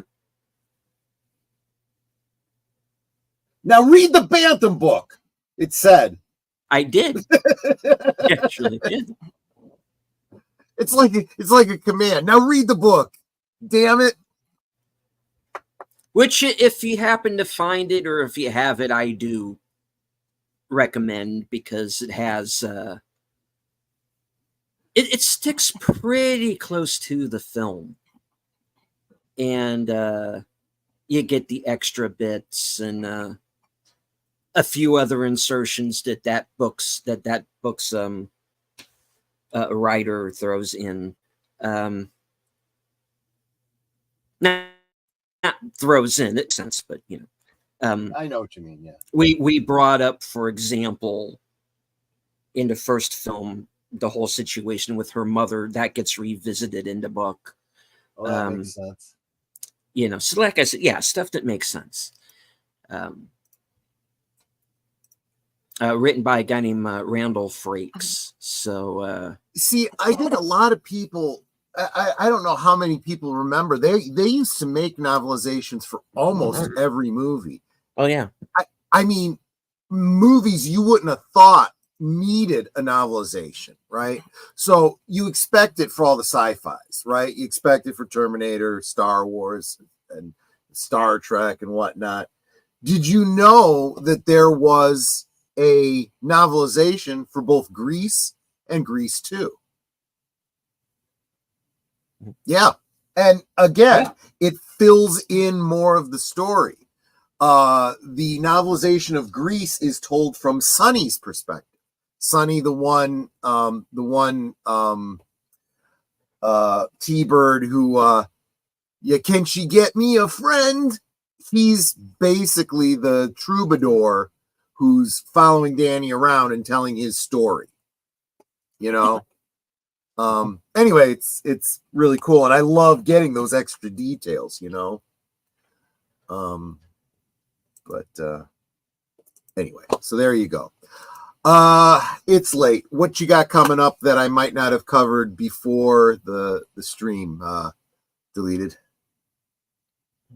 Well, all right. Well, tomorrow night, of course, hopefully Sin will have her internet up and running, and she will join me for the Mystery Movie Night podcast. I obviously I'm going to wait and tell everybody when we get to the show what movie we saw, but it is one that I was not expecting to like. Oh, but it's surprisingly very emotional. Wow. Nice. And I really got into it.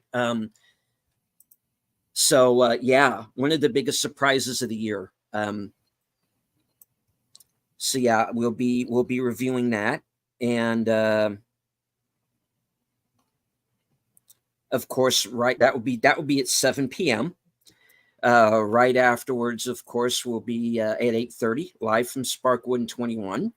Yep. Where we're all going to be together again with Aged Boomer, and we're going to be watching part 11 of Twin Peaks: The Return. Everyone bring your own cherry pie. Indeed. And I see what you did there, because I understand there's a certain somebody who comes back in this episode.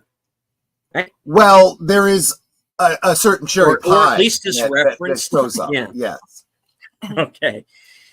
All right. So let's see. Excuse me. Wednesday, I don't have anything planned for right now, which is not to mean I'm not going to do something, but we'll see. Let's see. It gets me on over to Thursday. There will be no action theater this week. Bill's you just actioned out this week, is what you're saying, right? No.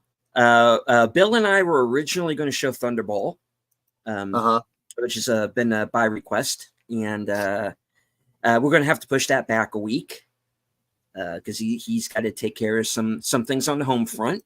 So no action theater this week. But there will be, of course, right after Thursday things, will be the weekend update.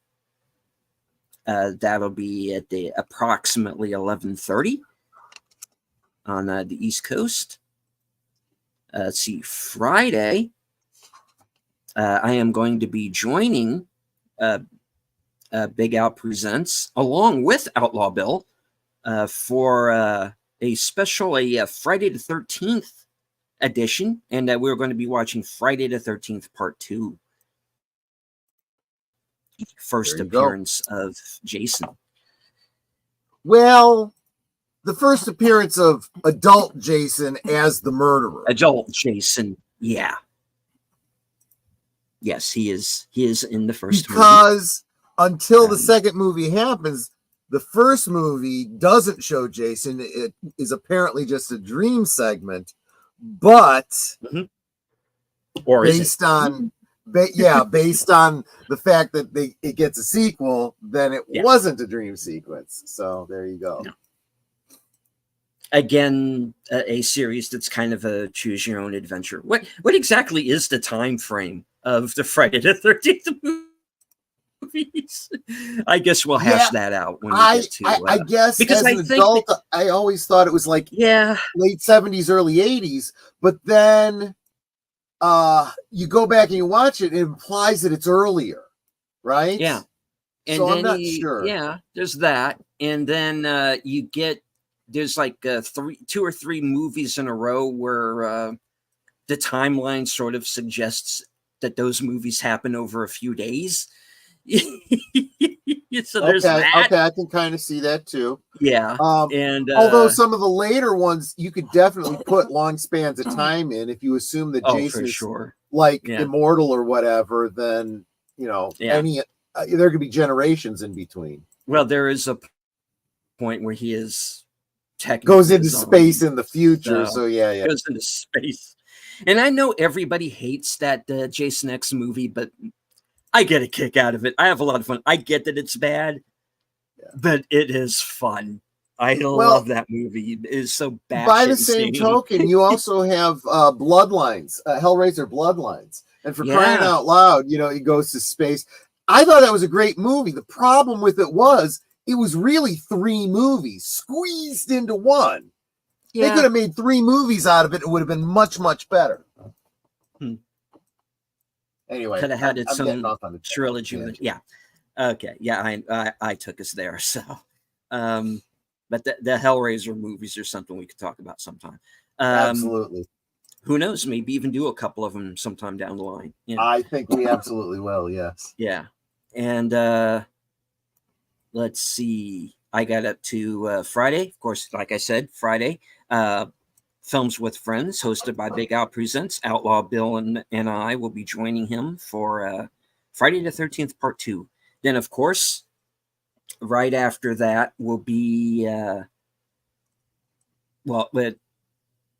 it's your show. And you've brought it up earlier in the show. It's going to be your 9/11. Exactly. Show. 9/11 remembrance and retrospective. So that will be Friday at 9 Central, 10 Eastern, right? Mm-hmm. And then, of course, Sunday is the deleted scenes day. Yeah, will be Western Cinema Presents again with Bill, simulcasting on both channels, and we are going to be watching the director's cut of Sam Peckinpah's The Wild Bunch.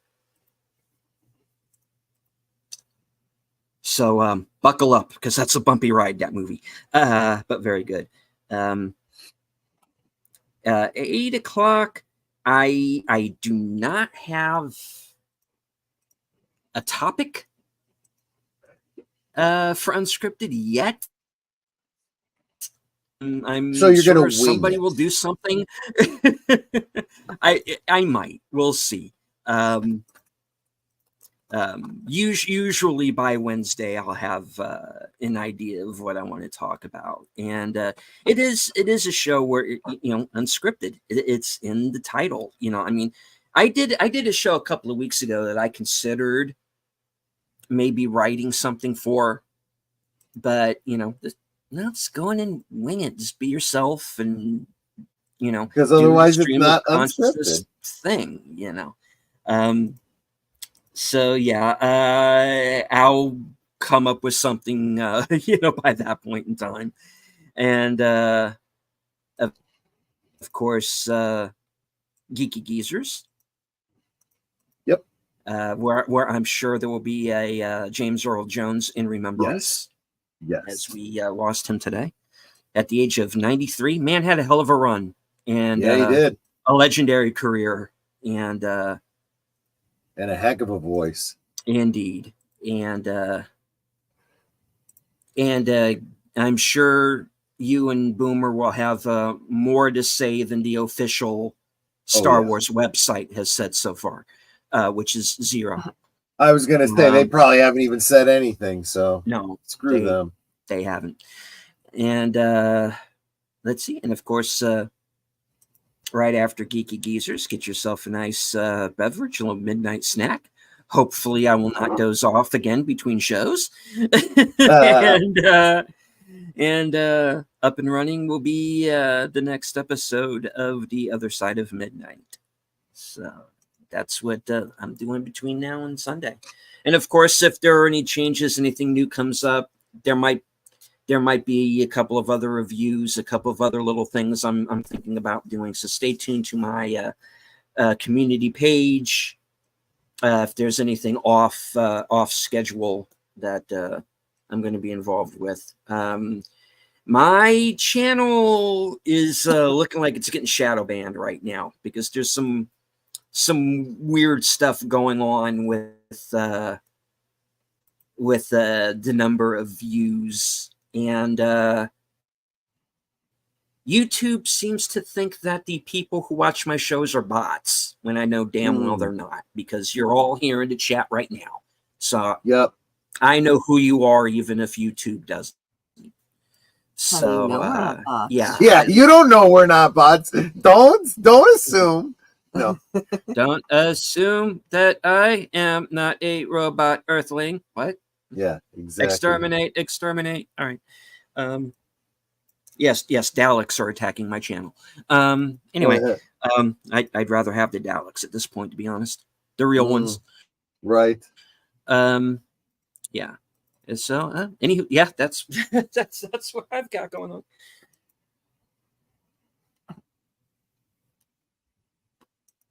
You see, that's why I have a show for that. I kind of need to. There you go. And, I wonder who's on. I wonder who's on the most anymore. I mean, nobody can beat Tom Connors, but I'm kind of getting there, I think. There you go. Yeah. All right. So, Netter, you want to take us out? Yeah. Okay, let me get my gun. I gotta get my ammo. Oh boy. Just don't shoot me. She'd have to just shoot my computer. I don't think that would do much to you. Yeah. Okay.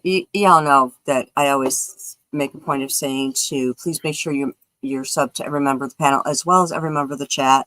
And of course, Sin, who wasn't able to join us tonight because internet. Yes.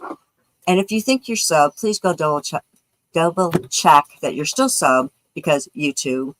And remember, if you're not sub to somebody, go to their channel and give them a sub. It costs you nothing, but it's immeasurable to us. It helps us to grow our channels and make our content even better for you. Because like Troy and Deleted are both monetized. So it's like for us, anything that you give us in super chats, super stickers, whatever, for Troy's channel, we're putting that right back into the channel, both his and mine, to make things better for you. So we're still trying to figure out how to use the mixer, and we're going to be, getting separate mics hopefully sometime soon. So we're not sharing one again or anymore. We're also getting better lighting, and we're just thinking of changing things up, but that of course costs money. So every little bit that you give to us, that's what we're doing with it. Some YouTubers, they need that to just simply exist. It keeps the lights on. Mm-hmm. So for every YouTuber, it's different for what the funds are used for that you do with their super chats, super stickers, whatever. I'm gonna let you know what we're doing with what you give to Troy. And once I become monetized, that'll be making our channels even better, because hopefully I'll get super chats and super stickers. So that is more funds going back into our channels to make them even better for you. And with that said, we can talk amongst ourselves, and that's all well good and fun. But it's so much more fun when you guys are joining us in the chat and you're dropping your comments, questions, trivia, being goofy, whatever it may be. And it doesn't feel like we're separated by miles or continents in some cases. It feels like we're all hanging out in the same room, enjoying each other's company and having a great time. And you guys, you're not just our friends. You are our family. I can't stress that enough. You are our family. We love you guys, and we appreciate you so very much. You can be anywhere right now, and at this hour of the morning, you're here with us. That is so encouraging. And you guys are nuts. You should be in bed. I'm going to be shortly. Yeah. You guys are just so encouraging. I love seeing you in each of our streams, and there are many of them. The way you guys just encourage us, just by being here is so encouraging. And the way you lift each other up is so encouraging. So thank you for that. Thank you for being a part of our family. We will see you tomorrow night over on Sparkwind 21. Later tonight. Right, later tonight on Sparkwind 21 over on Deleted Scenes channel. And of course, Troy, myself, and Boomer will be simulcasting. So if you want to pop in, give a thumbs up and a hi. That also helps our algorithms. But until then, good night, sweet dreams, God bless. Absolutely. Thanks, guys. You are awesome. Osmo. Yes, you are Osmo.